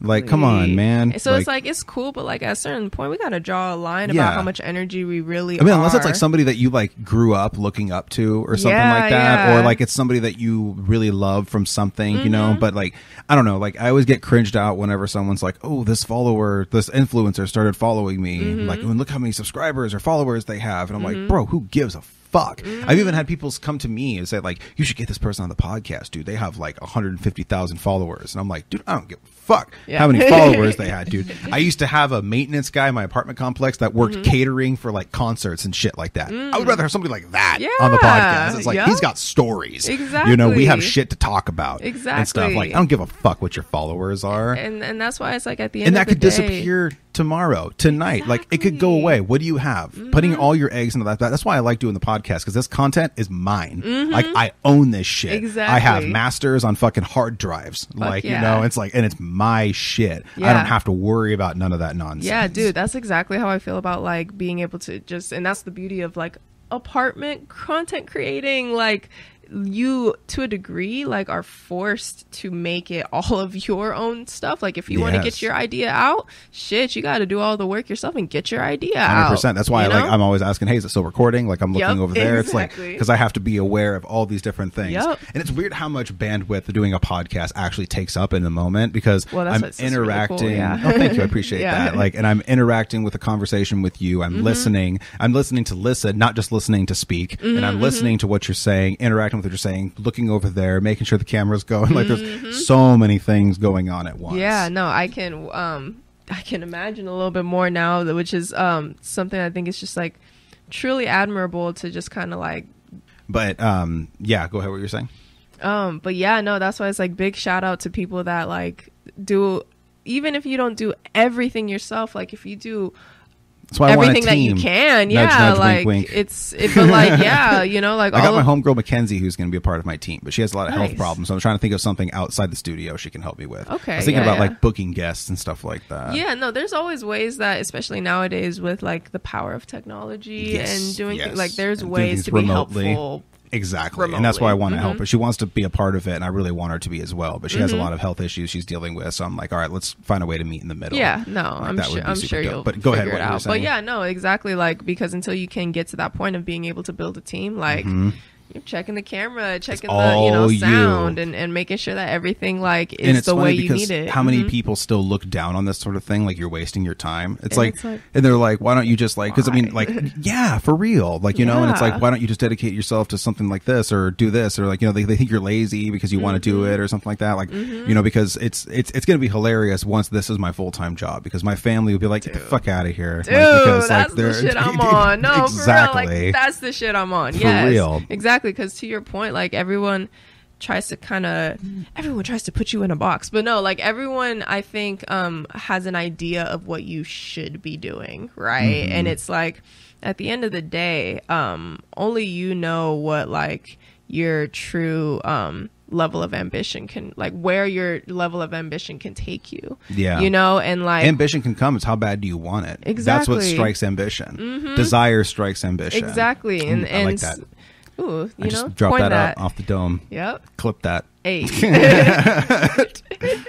But like for real, it's you know, it's funny when people kind of approach you and give you ideas of something that is like lesser than what you know you can do. And even if it's not intentional, right? Yeah. It's just still kind of like, okay, thanks, but no thanks. Like, Yeah, I'm for real. on this other shit. Like, and I'm gonna continue to do this other shit. And even if it's not to the level of other people's standards, like, that's Fuck their standards. It ultimately doesn't fucking matter, you know? Exactly. So, you know, work at your own pace, and like, well, and also everybody, well, you're doing something kind of like I'm doing with the podcast, in the sense that we're creating our own blueprint. We're not doing the exact same shit that other people do. And going back to Scooter Rogers, that's one thing I love about him. Yeah. Is like he does things his own way. Yes, you know, it's like taking definitely. that Sinatra approach. You know, you do it your way, and that's the way I fucking live my life by that. Yeah. And so I'm like, and it's that creates a lot more success, and that because you're not going, like, you look at it this way. It's like when you're trying to do something, it's like trying to get into like a popular nightclub. It's like you don't know the bouncer, you don't have enough money to give to the bouncer, you know nobody inside, you don't know what the fuck is going on, but you just know that you just want to get into this club, so you have to wait in line like everybody else. The only bummer thing is with that approach is you don't know by the time you get to the door, that club might not even be open anymore. So you just wasted all your time doing the same shit somebody else was doing, and it got you nowhere. Exactly. So what my opinion is, okay, I could wait in that line for the club, or I can go around back, start to bullshit with the line cook who's on his smoke break, and he can just let me in through the kitchen. Yep. And now I'm in. Shit, and I also, you're coming in on your own path, so people are Yep. like, where did you come from? It's like, you need to be in there. They just don't know it yet. And so whenever you're trying to do something like this or music or anything like that, it's like I said, you got to take your own approach. You have to find your line cook. Yeah, exactly. And that's what it's about, like, finding your own path to get to where you want to be. Only you know where you want to be. Like, if you know you're supposed to be in that club, and even if nobody else in that line or around the club knows it, to your point, like, you're supposed to be in there. Exactly. You know you're gonna fucking get the club popping. Exactly. And so it's about it's about convincing others, but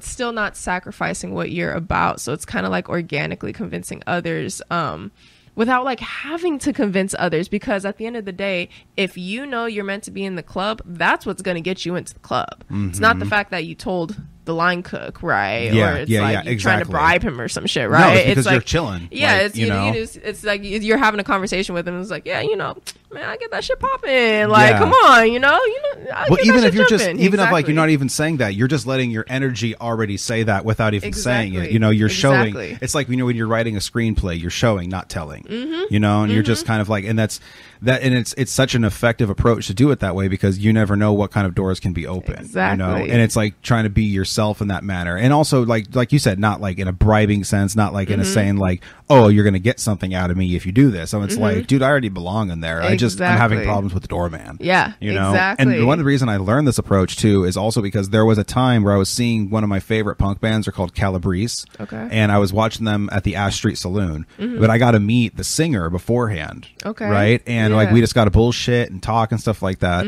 And then the person I was with, he ended up leaving. Like he ended up leaving before the show even started, because they didn't go on until like 1 o'clock in the morning. Like they were going on they went on hella late.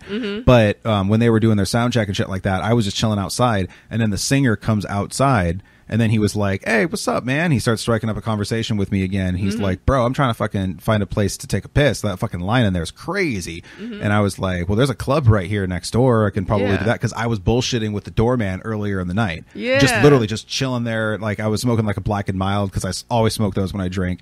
And so I was like smoking a Black and Mild, and I was just bullshitting with him before the club was even, before anybody was even there. He was just chilling outside. Yeah. And so I just started BSing with him. And then there was a huge line outside the club. Yeah. And then I was like, I could probably get you in there. I was just talking to him earlier, and then he was like, I don't know, man. And so I was like, let's give it a shot. And we walked over there together, and I was like, hey, bro, my homeboy's playing in the venue next door, man, but he needs to take a piss real quick before they go on. Can we come inside? And then he's like, yeah, for sure, bro. And he fucking just opened up the rope, just let, And then all these people were like, what the fuck, man? It was like the coolest feeling ever. And like, I fucking love this band, and I'm chilling with the singer in this place. And then we got to watch a belly dancer like perform on stage, because at this place they had a big ass stage, and they had like a person that was doing like the fabric dancing up in the rafters and shit. It's tight. It was fucking dope. They had a lady doing that, and then they had this belly dancer. They just literally had a dude come on stage. He sat down and started playing a sitar, and he just burned an incense on the amplifier, and then the chick was going around belly dancing and stuff. Yeah. And it was awesome. So he and I had a beer there at that place. While we were only supposed to go in and use the bathroom, but we decided to stay and have a beer, watch this belly dancer. See, and that's just energy vibes, you know, exactly. putting yourself out there. And then if you look at that in a metaphorical sense on what you're doing, it's so fucking possible. I mean, it's like not only were you able to get in there, but you stayed with the singer of the place next door and had a beer, you know. And metaphorically speaking, who the fuck knows what that is? Exactly. You know, and the word of mouth approach, like I said, is something that's really underutilized. Because also I come from a music background, so I'm really used to like flyers on windshields. You know, like it's like the classic, like, hey, give this a listen. You know, you find fans out on the street, you know, just to listen to your shit. And also I was the type that would give away demos for free. A lot of people would sell it. And I was like, I always said, don't just make a fuckload of copies and just give them out. Just give them out. I'm like a big, I like digitally, digitally, there we go. Basically do that. That's like my whole reason why things are on SoundCloud. I know there's other platforms and I want to put things on YouTube too, but like essentially it's that, like, because even if somebody just stumbles available for free, exactly, because everybody likes things that are free. And also if you use that approach, it builds up your audience faster, so you can really start making money on the road. That's when the real money comes in, because next thing you know, you find out you're popping in the city. You go there and you fucking sell 200 tickets at $10 a pop, and that's fucking 2 G's that you just got for going over there to play for what, 30-40 minutes just to fucking jam out with the people that love you. You know, all because you were able to kind of see past immediate financial gain to like see the long run and see like what it means to build a base. And because at the end of the day, like, we're just sharing pieces of ourselves, so like, why are we trying to sell it for so, you know, like at certain stages of our artistic creation, I'm always I don't understand why we put so much on having some type of monetary gain over it, because I think that taints the art. I really do. It feels you know? Gross. Like it honestly, it feels really, really gross to do that sort of stuff, because like it's like, you know, it's whenever you're good at something and you realize you're going to start making money off of it, thinking about charging people for what you do, it feels so weird and wrong. I'm noticing that with the podcast, like when it comes to sponsorships and stuff like that, because also I know that people who want to sponsor me, they're going to get their fucking money's worth. So I'm not going to ask for like cheap, like, you know, it's like, 'cause, I mean, this podcast is growing, it's continues to grow. You're going to get product placement. You're going to get a 60 to 90 second spot at the beginning of each podcast, weekly fucking post on all platforms except TikTok. And so like, you know, we're doing all this kind of shit. But it's so weird to do that, because also I didn't even start this to make money. So it's like the fact that I have to start thinking about that is like, wait, what? Like, I never thought we'd be in this position. But it's like, but it's amazing. It's cool, but it's like, to me, that's like part of living in, not to be like, this is part of living in capitalist America, but yeah, it's kind of part of living in capitalist America, where like, unfortunately, we live to make money. Ooh. Can you grab me water? But go ahead. What you were just saying, though, you were talking about creating art for money, and that like that cutthroat like competition. Dude, you were talking about so capitalism. Like, I feel like you get to a point to where unless you're like rolling in dough, right, the amount of energy and time you spent on your art, especially if you're taking it seriously, you kind of get to a point to where it's like you do have to start asking people for money, because for real, you know, like, and that's you're where elevating, and it gets to a point where you're elevating beyond your budget. Exactly. So if you and want I to keep think it that's progressing, just living in capitalist America. Like, shit, you got to work to live, you know, and that's where you kind of get put in a weird position. The hard part is when when it really gets gross, because capitalism in its raw sense, because it sucks that capitalism has such like a negative stigma on it these days. Exactly. Yeah, that's why I was like, I want to talk about capitalism without just introducing negativity inherently. No, for sure, because people don't realize that it's like, no, and I'm honestly, I'm a capitalist at heart, because in its raw sense,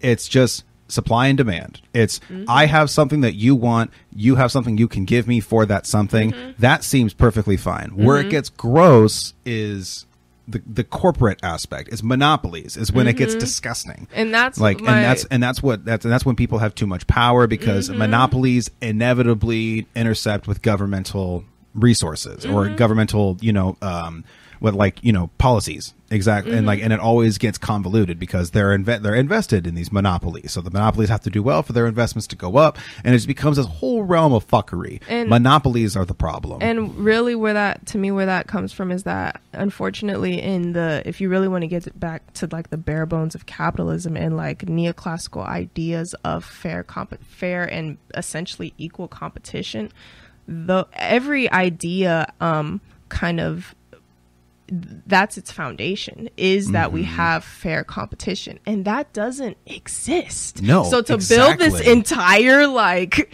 economy off of a foundation that's kind of false, you're inherently going to get the monopolies and things that just take advantage of groups of people, that lead to disadvantages and just unfair starting grounds for different this communities. Also stems back to what we were talking about earlier on how humans aren't meant to deal with this many people, because in like, true like old tribal sense societies where you're just like living out in the middle of nowhere, it was basically just hunter gatherers. And that in its raw sense is capitalism too, because it was like, you have these berries and these plants, we have this meat, let's all feast together. Like, and so it was like, that's what we're all meant for. So when it comes to like this like massive scale, that's when it gets so like convoluted and there's so much fuckery going on, and there's only a few, you have so many backroom deals, and there's only really a few throughout history to do it. Really, you have things like the Roman Empire that was able to be this like huge entity that was lasting, right? Ultimately fail. You have things like Chinese dynasties. Like, there are only a few to do it, to have things of such a large scale in terms of like power over a huge community, right? Or communities of people or groups of people, right? And be lasting and sustainable, like as a whole, as a group of people, and I think, not to get back into Marvel, right? But the idea of like, Thanos, right? And I do believe, go ahead. Go ahead, you can keep going. Well, what I was gonna say was, I do believe there's like a level of symbolism, not to be like a huge Star Wars Marvel nerd, but like there's a level of symbolism in that. I still love Marvel. I just prefer DC. Oh yeah, no, I hear you though. And I understand why.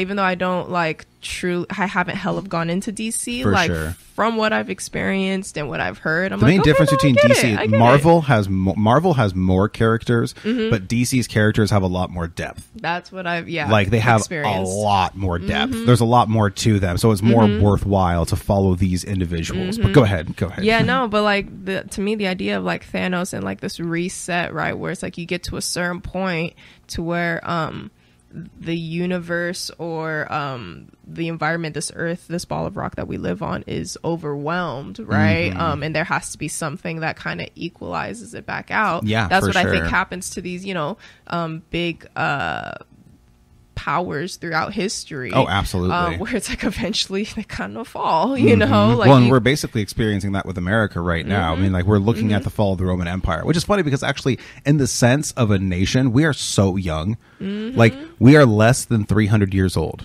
Like, and so I think that's why to me we ain't shit in that regard. There was a comic that had a bit about this. Like I think it was Rogan or one of those guys. I think it was Rogan, but he was saying that he's like we're less than 300 years old. People live to be 100. That's less than 3 people ago. Like, think of that, dude. Like, only your great grandparents were here when it was like, it could have been your great grandparents that were here when the country started. Like, you could have met them, you know, dude. Like, and it's kind of ridiculous to think that this power that is America is going to be, as one, lasting, and two, as powerful. Like, it's, I do believe it's growing and spreading its influence, right? But I do also believe that with every rise comes a fall. Oh, for sure, so for that's sure. Kind of and it sucks because it's like it's really like a lot of the it really is just a lot of the greed.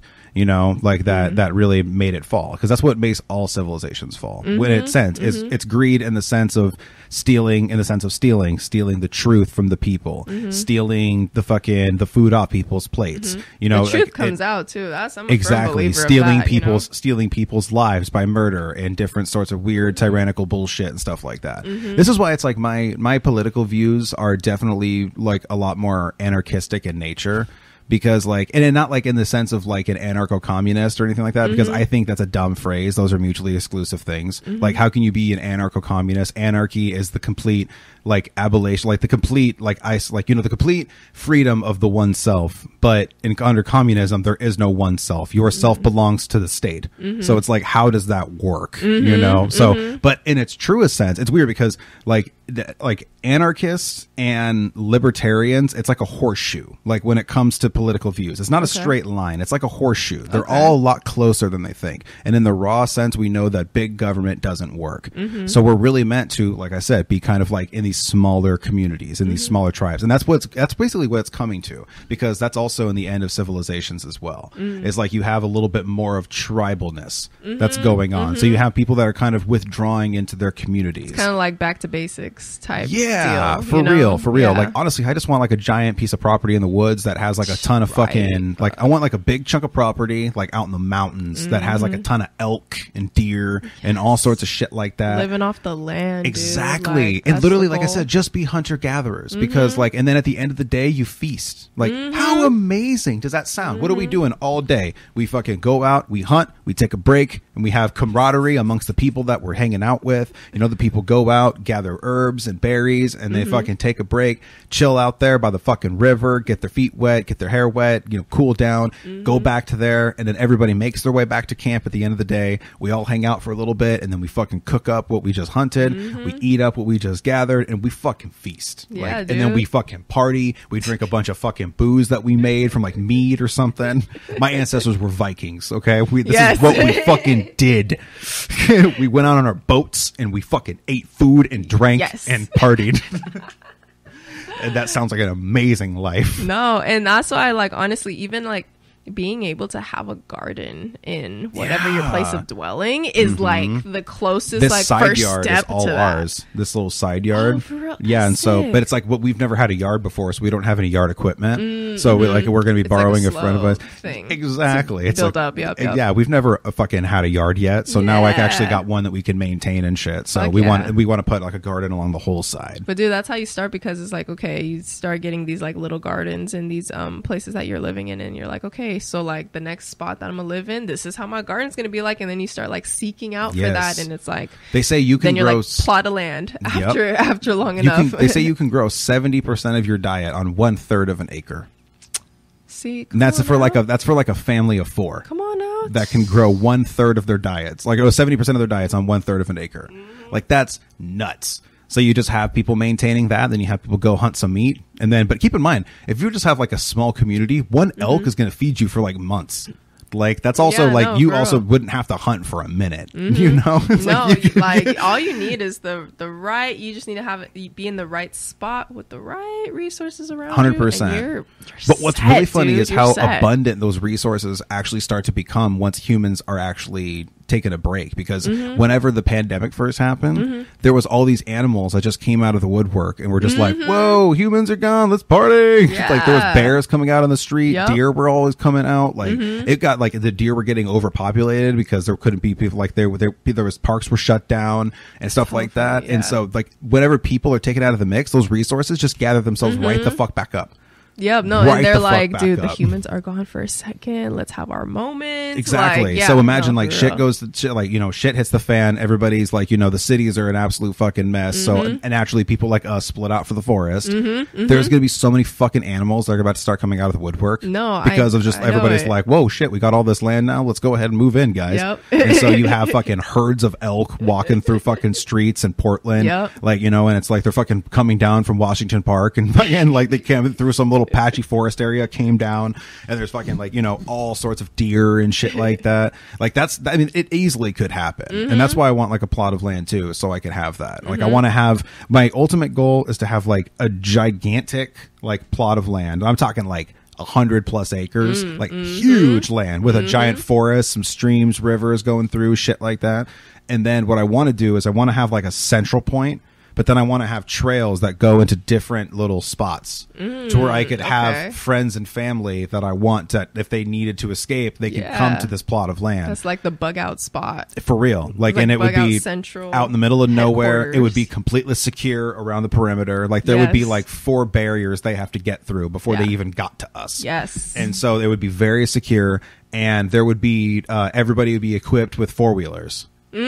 See? That are all run on solar powered 4-wheelers. So I get a spot, right? We get a spot, buddy. We get a spot. Like, it would be one of those things. Like it would be like, you know, have the coordinates to like a handful of people. Yes. You know, and then that way, if shit ever hits the fan, it's like, all right, go ahead and just meet me there. And then you know that also you have all these resources around. So you go early in the day, you put out a fishing net and just stretch it across a stream. Yeah. And then you just fucking wait for your fucking pile to catch up. Boom. That's the best thing to do in a survival situation too. That's one of the first things that you probably want to build. If you have enough daylight to do it, build yourself a fishing net. If you know that you're probably going to have to camp for a while, like, and you have to stay put, survive where you're at. Yeah. If you have a stream nearby, build a net. That way you can just stream it across, and you can just make it out of like cordage that you can find, or you can just build. You know, you can make it. You can even start it with like your shoelaces.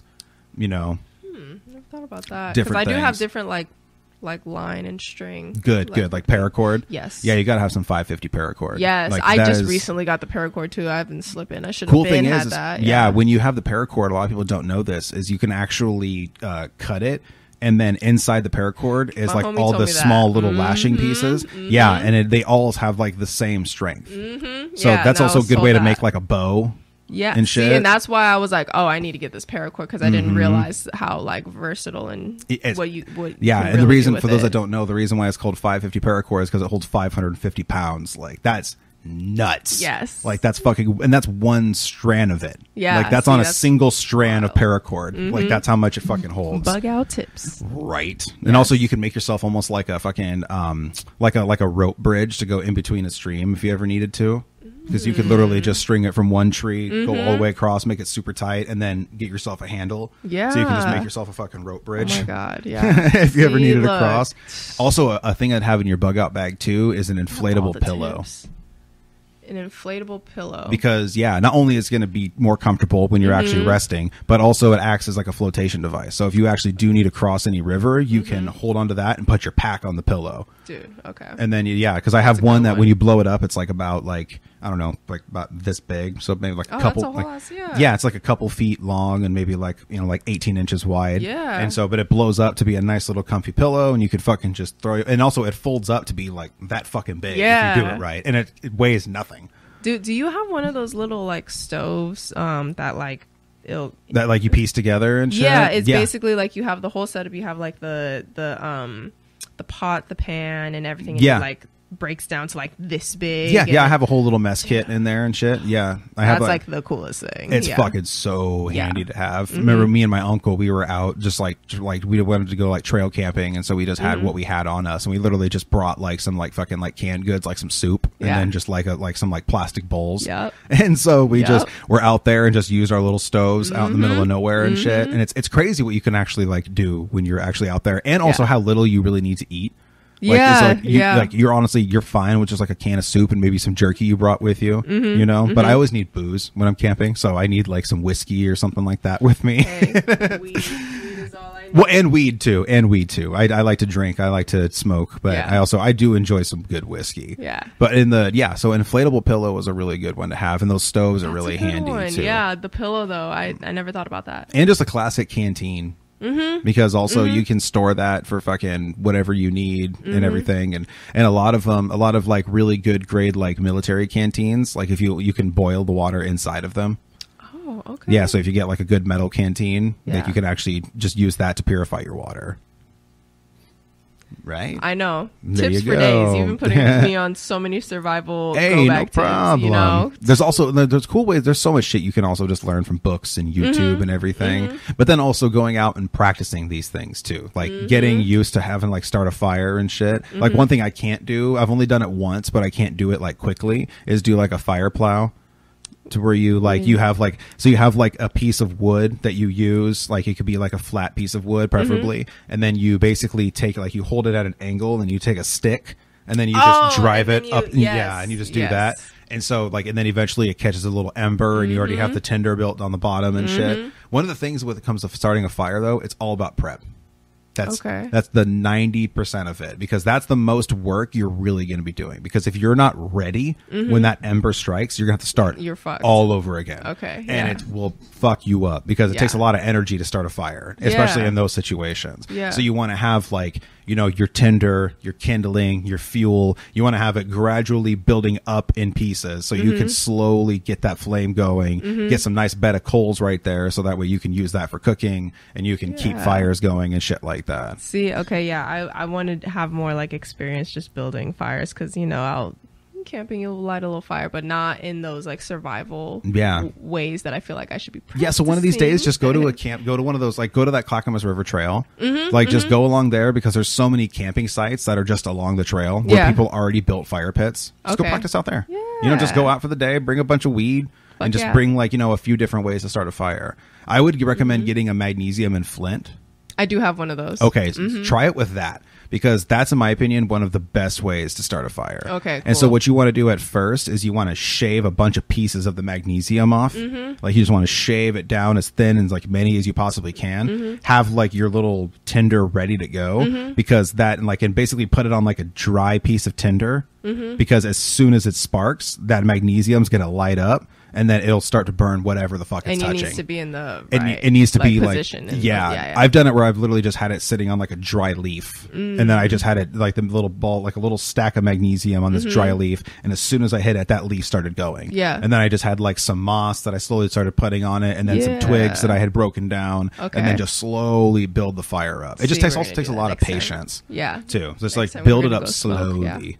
Don't put too much on it at once. Like just realize, okay, you got getting the coal and getting the first flame is like when you're doing it like without a lighter, it's like the coolest feeling in the world. Because you're like, I did it. It's like empowering damn near. Exactly. Like this is reason why fucking like cave people got off on that shit. They were like, I made fire. Because also there's a primitive sense of like, tonight we feast. Because now we can cook our elk. Heat. Oh, I love that shit. So you were gonna bust out a little freestyle or a little verse that you broke out. I have a pre-written verse. I will not call it a freestyle. Hey, keep in mind a freestyle also can be written. It's also just a verse that's free of style. I call that a free verse. I am one of those. I'm one of those people that just I believe freestyle means off the dome. Shout out A Revolution for also being a firm advocate of that, and in fact hosting Cypher Saturdays about like once a month. She's a dope. That's someone you should have on this podcast, though. Yeah, for sure. Like, I'll check her out. That sounds awesome. Dope. But she hosts these Cypher Saturdays. What's her name? A Revolution. A Revolution? Yeah. Okay. I'll send you her information. Yeah, I was gonna say. No, she's tight. I particularly admire her for just her advocacy for off the dome freestyles, because personally, like, I've always believed that that's what the definition of a freestyle is. I agree with you, but also I know that there's technically two different versions of it, but I don't believe it. No. No, I will not subscribe to that. No, honestly, I won't. And that's fine. Like, I'm not gonna be like, you're wrong, but like my definition of a freestyle is off the dome. Like, okay. So everyone's cool with it, you know. There's technically, I really love whenever people can like throw words at somebody while they're freestyling. Dude, and and like Scooter Rogers has one of the cool, man, I can't find that he did one in Brave and Fortune Studio with Trista, and I think Trista like threw a bunch of random dope. words, and I'm like trying to find that video, and I wouldn't mind have Trista on the show too. Yeah, no, I have she hosted Late Lyrics. That's like the only interaction I've ever really had. I'm about to have Jimbo from across the street on. Oh, okay, for sure. Yeah, and I think we're gonna do like a collab because I think his people are coming too. So I think I'm also gonna be on Cross the Street. That's what we were talking about doing. I don't know for sure. That's what we had talked about doing before. We were supposed to do the episode, but then we all caught COVID. Damn. Yeah, and so we had to reschedule, and that was the original plan, is that we were just going to do like a crossover and shit. So I don't know where we're going to film it around here. I mean, you know, figure it out. You'll figure it out. But yeah, I'll find a cool spot and everything, or he'll find a dope spot. But that's going to be a lot of fun. No, that's going to be cool. No, I just had a homie on Cross the Street. He goes by Mr. Mitchell himself. Shout out him. He shouted me out across the yeah, he's dope. I had him actually at my birthday party, which thank you for stopping by at that. Absolutely, too. bud. That was a lot of fun. That was at Slaptown. Those fucks from the fucking social club were supposed to save me a spot at their table, and I had to fucking basically steal someone's chair and pull up with like and kind of off to the side. God, yeah, fuck you guys for that. Yeah. No, but thank you for still showing up. Absolutely. You know, like, I came there for that you, was, not like, them. Awesome. That was like the first show I've ever thrown. And so for it's it to a success, buddy. It was dude, popping there. thank you. Like for it to I have remember been walking that in, well. I was like, damn, there's a lot of fucking peeps dude, here. that place is tight too. It's like, all right. It's all right. I wish they would change the setup just a little bit. Yeah. Because that kind of like that horseshoe shape that they kind of have with it makes it hard. makes it awkward to walk through. Like it makes you feel like you're walking on like a catwalk and everybody's just staring at you. Yeah. Like and you're just like, whoa. Like I don't like walking in a sea of people that way when it's just like everybody's just doing that. Like I'd be afraid to do that at my own wedding. No, dude, like, there's just so many people just walking outside of me. It's like singing on stage is one thing. Yeah, no, and that's what it was kind of. It was interesting trying to figure out where was the best place to put the stage, if you will. We didn't have a stage, but like where to set up, because I was like, man, you're like having to kind of like walk through other like vendor. Well, I had 2 vendors, but like other tables set up to get to like a comfortable position. But like I just really enjoyed that we were able to smoke in there. Like that was most definitely. That was sick. See, I want to eventually open up my own cannabis lounge so I can show these fucks how to do it right. For real, bro. I have so many amazing ideas. Yeah, dude. Like it's a safe environment of that nature is just kind of like I would run mine unmatched, like dude. Like it's so cool. I would run mine like a speakeasy. Yeah, like okay. it would be literally something you have to get invited to go. Yes, and it would be literally just all word of mouth. There would be no advertising for it whatsoever, and that place would fucking thrive. Yeah, no, dude. Like and everybody would be like, dude, this place is sick. And to me, it's all about the vibes. Like if you have the right vibes in there, like it's gonna last. It's gonna stay. And there became like the social club was amazing. There just also became just kind of like this cattiness environment that was kind of there, and I don't like, and I think it's just so kind of up in the air, given that like we're in this environment of illegality still in a lot of ways, and so the way people move just within the cannabis industry and everything related in general kind of has that vibe to me. Oh, absolutely. Like, it's like it's like a high school lunchroom. Exactly. And I didn't like that shit in high school. Exactly. I didn't like that shit then. I So fucking people, hate it now. people do things like in this kind of like shady with this like shady approach just in general, yes. And they're always kind of like looking to get one over on other people, or so I have experienced. Well, there's so much fucking immaturity. It's like dealing with a bunch of fucking children, like and what's really funny is they're all doing the stuff that would get you fucking slapped on the streets. Like that's what's weird. Like they're all doing it just because they have the fucking protection of legality, and that pisses me off because it's just like, and dude, that's that doesn't give you permission to be a fuckbag, like or just like or acting like such a fucking kid. It's like grow the fuck up, dude. Let's just do our goddamn thing. Let's make some money. Let's have some fun. Yeah, like because that's what this is all about: is enjoying ourselves. Exactly. Building a community. And I think a lot of the I just want to drop this out there. Go I ahead. think a lot of like the rise of like the cannabis influencers it plays a big part of it, because now everybody's chasing like fortune and fame and not like family and community like it used to be, and healing. Like that's what this plan is. It used to be like you run into another, like, remember like back in the day, like the like I don't know if you probably remember this, because I mean how old were you whenever legalization happened?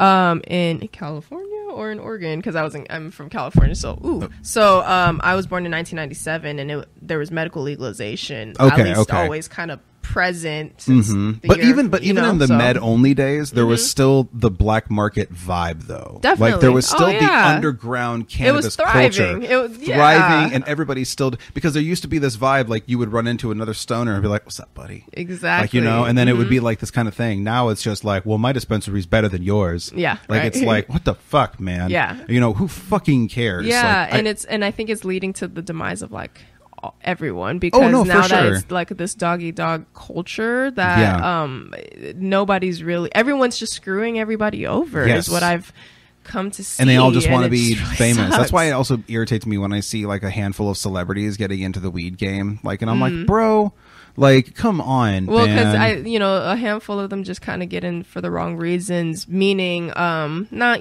whatever your But like there's certain ones that are good, but like Tyson I can get behind, like because Mike Tyson's always his ear loved bites weed. are awesome. Those are so cool. That's such a genius move on his end. So that's genius. awesome, dude. Like I can get behind him, or like Woody Harrelson opening up his smoke lounge. Yeah, he opened up a smoke lounge called where? I can't remember where it's called. I want to say it's in. Do you know where it's at? Is it in LA? LA? I think it might be in California somewhere, but I think it's called like the Woods or something like that. That's sick. Yeah. And so he had opened up his own cannabis lounge, and like, but there's certain like, because he's always been with weed though. Like he's always been a weed guy. So there's certain handful of people. It's like, all right, yeah, you should be in on it because you've been in the grassroots and stuff. But like when I heard like fucking like Justin Bieber has his own weed line, and there's a handful of other people. Yeah. And I'm like, bro, come on. It's like, even if you did smoke weed, but you weren't like out there in the face of cannabis culture, risking your reputation and your fucking freedom to the green fight rush, for man. something. Everybody's coming in. Gross. Everybody's coming gross. in. I have a handful of OG stoner cannabis people that are going to be kind of like coming on the podcast. I had one that was on. His name is Joe Pietri. They call him the King of Nepal. Okay. And he was the like one of the number one hash smugglers back in the 60s and 70s. Shit. Insane stories. Like, this dude's in my phone. Dude, like, that's awesome. Isn't that crazy? And to your point, it's just like putting our energies out there and seeing what the fuck comes back to 100%. us, like that's sick. And you raise a really good point with putting your energy out there, because whenever you really focus on doing that, it's amazing what you can actually do. I did that when I was in Vegas, and I the first time I ever went out for the G4 Live and the Cannabis and the Bud Tender Awards, and so I went out there, and it was amazing fucking time. Yeah. And then the first time I went there, though, I went there to go network for the podcast. Okay. And I told myself that I want to put out as much energy as I possibly can. Like, I want to put out so much energy within myself, like, to be able to the point where when you walk in, there's a few heads that just naturally will go your way. So that's the kind of energy I wanted to put out, and it fucking worked like a charm. That's where I met my mentor. That's where I fucking started to meet all these dope people, and I've done crossovers with all sorts of dope people, and we had a great time in Vegas, and it was just such an epic weekend, especially for the podcast only being 8 months old at the time. Oh, hell yeah. Yeah, and I just go there and I'm just up. meeting all these super dope people and shit. Yeah. But to what you said about putting out your energy, that was what I think was the most effective thing. Because you have to also think of it like, if you ever had this is something that kind of takes a little practice, but it's really easy to do once you kind of understand it. You ever, like, whenever someone's about to walk around the corner, you can kind of feel their presence before they even walk in. So it's that exact same energy, but it's just being able to find it within yourself and push it outwards. So it's through meditation, it can be done. And it's like, it's really a lot more simple to do, but it takes a lot of focus, and you have to really want it. That kind of like pushes what we were talking about, like how that desire is what creates that sort of thing. It's like, how bad do you want it? Yeah, until it like organically starts happening, right? Because all you end up, thinking about, or just, eventually shaping your life into doing is everything in that direction of what it is that you're striving for, right? And so I think your energy kind of naturally will just like fall behind that, and just matching that motivation, kind of being in sync with what that goal is, and that is essentially like that energy that gets put out, and people will see it, people will receive it, and match it with you. What I've found is unfortunately some people kind of will see it and take advantage of it as well, and that's kind of been like something I've like had to really that's something you're definitely going to find out, dude, because you're also super talented. So the people that are doubting you right now are definitely going to be the ones that'll be hitting you up in the future. Oh, dude. And I'm sure it's already happened. There's just, I've had experiences of people just, I think that they have my best interest more than they actually do, just because they vocalize it, right? And it's it can't, to a degree, it's not even their fault, because I think people are inherently selfish, not even like in a negative connotation selfish. No, that's just, we live life for ourselves. Well, yeah, mostly, right? We evolved because we had to look out for fucking leopards around us. So like we're always to a degree kind of watching our backs. And so like just having to manage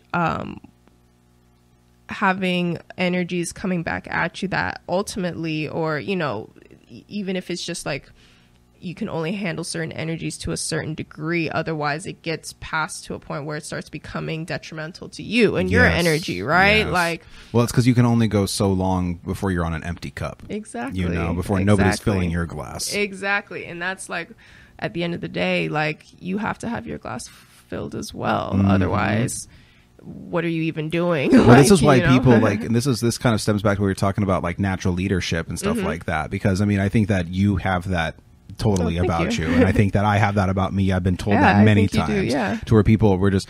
But when you have that, I think the reason why we both understand this is because whenever it's very tiring, and this is why people like of great power, of great knowledge, would have to go retreat into the forest because they realized that their cups were empty. They were constantly putting out for others, and then it got to a point where they're like, okay, I need to regroup, and then I'll come back out stronger. And that's exactly what I've done with the podcast when I've taken long breaks and shit like that. You know, you get to a point where you have to be like, okay, you know, because then it also becomes a point where it's like if you don't do that, like it doesn't become fun anymore. Yeah, exactly. You know? And you have to like remember why it is that you're even content creating / just putting yourself out there in this manner, right? Exactly. Like at the end of the day, what is the reason that you have Hippie Speedball podcast? Like, it's to fill your own cup, right? It's to be satisfied to what you're doing, right? Yes, and have exactly. you know a purpose in this idea that you have, for sure. And or at least I would think.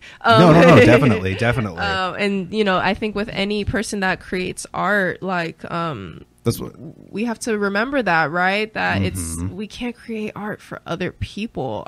We're never going to be satisfied. I love that you brought that up, because like that's exactly what I was just about to say, because like once you start putting it out for other people, that's why I said earlier, like, that it seems like the more the more serious I take the podcast, the less fun it becomes, and the less it is going good. Like, you know, there's times where I took it a little too, like, I take it seriously, but I take myself too seriously. There'd be times where I took myself too seriously, and I listen back on it, I'm like, what the fuck, you know, and it felt like I was not necessarily like forcing the conversation, because I'm only having people on the show that I can converse with. Right. You know, it's like if I can't talk with you, we're not going to do a podcast. Right. Like, exactly. You know? Exactly. And so that's not the problem, but it was just like, you know, I felt like I was trying to be a certain way rather than just going back to the roots of just smoking weed and drinking coffee with really dope people and just recording the dope shit that we talk about. I mean, right now we're going on fucking like just over 2 hours now. Yeah, dude. That's dope. And for your first podcast, buddy. Thank you. Appreciate it. I'm really excited. This is the first one, most definitely. Oh, yeah. I mean, and like I said, like, thank you for even giving me this platform, because like,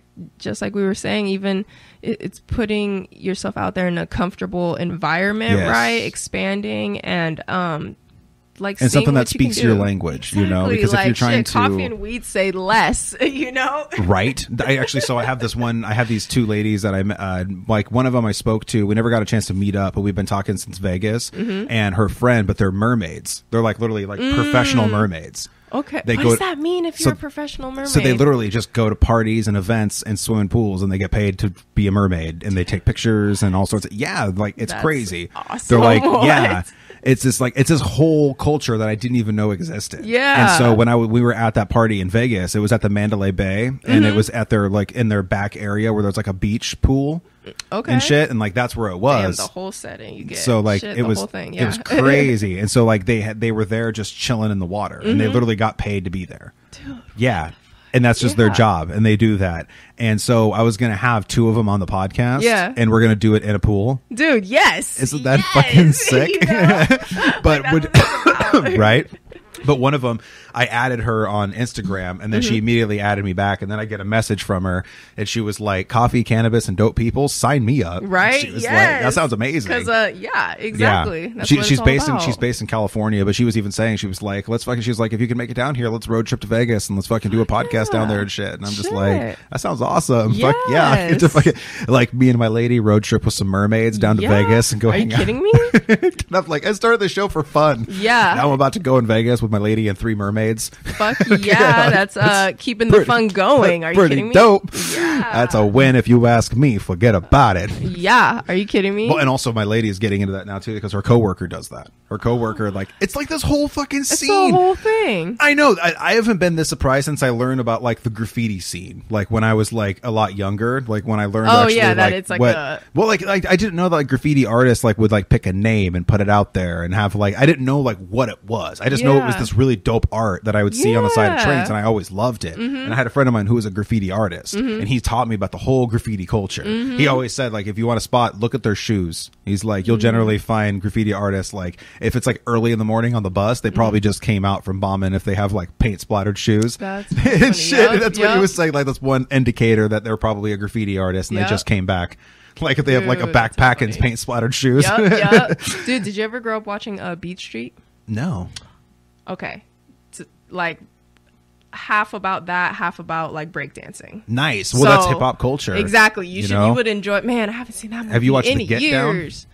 Yes. Oh my god. The Get Down was so fucking good. I didn't finish it, but I know they canceled it. I watched a few Pissed episodes. me off. Dude, I need to rewatch it. Was that. also a really high budget show. Really? Like dude, each of those episodes cost like millions of dollars to make. Really? Yeah. Why? Just the way it was shot, the different stuff they would do and stuff. I mean, it was really good. I mean, but I remember thinking, I'm like, dude, just cut down on the budget, get rid of some of the spectacle shit. We love the story. They were probably like, no. Because one thing I was really wanting them to do, and I really wish that they were still able, maybe they'll do it in the future. I don't know, because I wanted them to do the Get Down simultaneously with like Punk's version of the Get Down. Ooh, that because would've been cool. Punk and hip hop both really evolved a lot in New York, and so and they would like constantly interact with one another. I mean, they're kind of like cousins if you think about they it. They really are. Yeah. Because in their roots, they come from the same exact angst. They're just from 2 different classes of people.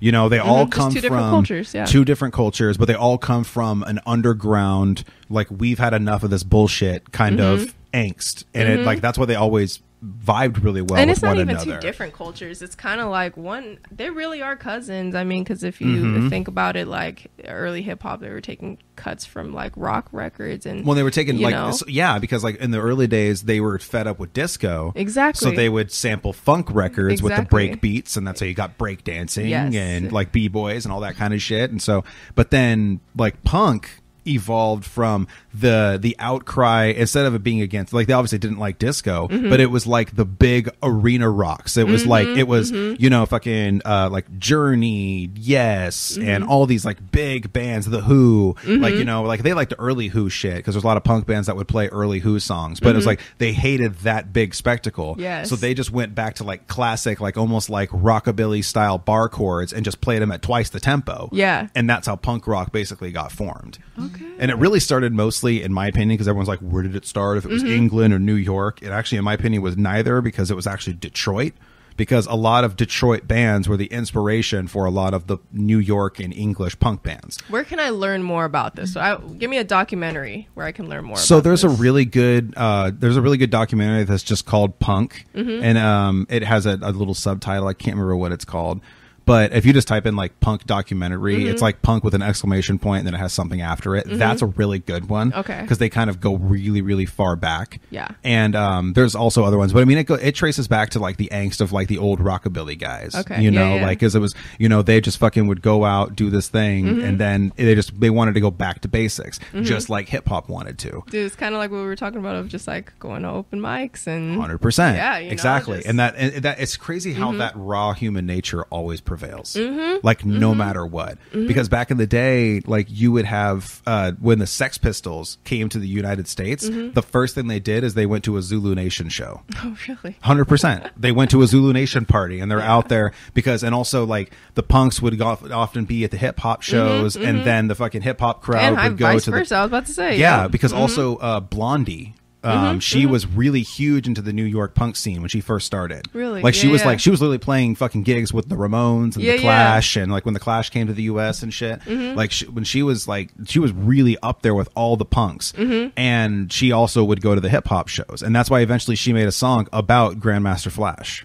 What's the song called? It's called Fuck, I can't remember what the name of it is. Okay, we will look it up. Yeah, if you just type in like Blondie Grandmaster Flash song, and like she like just straight up says like, you know, she's like, Flash is good, Flash is fine. Like she does like this whole fucking thing, and then it's a really like it's a really cool crossover because it shows how these cultures really collided. And what I wanted was like the Get Down to almost be like and make like a punk version and make them the same thing. Yeah, like make them actually interact with one another and shit like that. That would have been a cool, almost like a crossover. Yeah. Season, if you will, right? Yes, exactly. Yeah. Actually, hip hop just celebrated its birthday a couple weeks ago. Really? Yeah. In 2 years, it'll be officially 50 years old. Wow. Because I think it was in 74. It was like August of 74 was the first official hip hop party. I think it was 74, 73, 74, something around that range.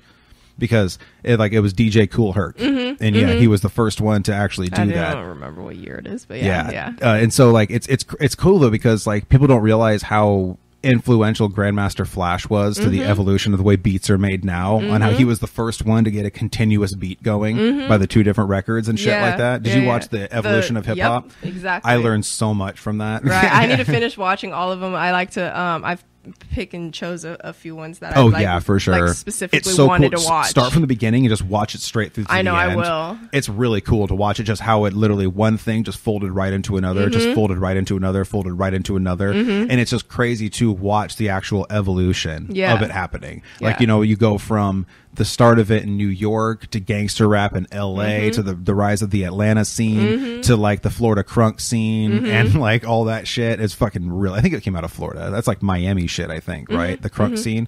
I think that was like out of Miami. But yeah, that was, it's really cool. And I want them to do something like that too with like punk rock, because they kind of did that with that one documentary, but it wasn't as in depth as that one. Because the evolution of hip hop one is very There's also a good one about metal that's just called Metal: A Headbanger's Journey. Oh, I think I saw that one. Okay, I'll check that out. Really good. I'll check that out because it goes so far back. Okay. Like, and I mean, like back into like you realize that heavy metal has actually roots in like old medieval music. That's awesome. Okay, like, it's fucking crazy. Okay, and then how Tony Iommi was the guitar player for Black Sabbath, who are the ones that are considered to be the grandfathers of heavy metal. Like they kind of created the metal sound.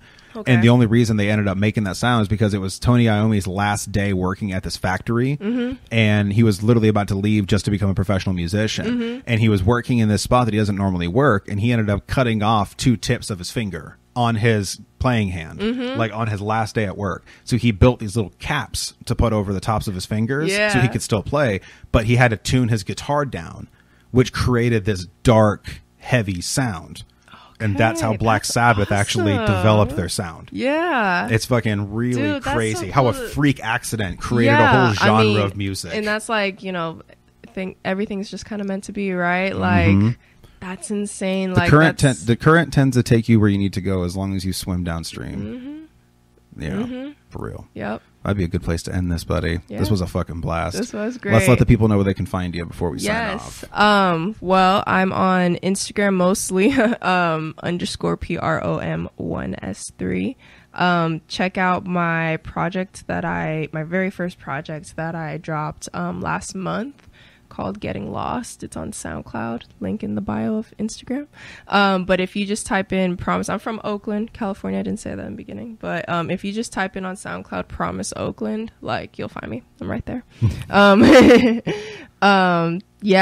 Big shout out to you for thank you. Just having me on here. I also do want to Thanks for coming through, bud. Yeah, of course. I want to shout out my girlfriend one more time, Closet Connoisseur. Please follow her on Instagram too, @closet_Connoisseur. Thanks for being such a fan of the show, and I really appreciate all your positivity and everything like that, bud. It really means a lot to me. And thank you so much for coming through. Of course. Absolutely. Yeah. We'll definitely do this again sometime. Of course. This was a fucking blast. And I do have a free verse. Do you want me to run that real quick? How do you want me to do that? Yeah, for sure. So I was going to sign off here, and then I was just going to clip it towards the end so that way people can hear what you got. Yeah. Right? Thanks again for coming through, dude. Yeah, no, and thank you everybody for tuning into the Hippie Speedball podcast. It is Joe, watching. your host with the most, Joe, and I will see you guys next time. Peace. And we got it like that, one with the rhymes, one with the raps, paper or glass, blunts, no raps, skinny and new sample, I'll make that shit slap, Like Joe, what's your favorite cartoon? He said, old school Doug, I said, that's cool, On the beat, just acting a fool. This one for the real stoners, heady dappers and blunt tokers, paper rollers and bowl snappers. This one's for the real stoners, yeah. Hey, for the real stoners, heady dappers and blunt tokers, paper rollers and bowl snappers, yeah. For the real stoners. I just had to get it out.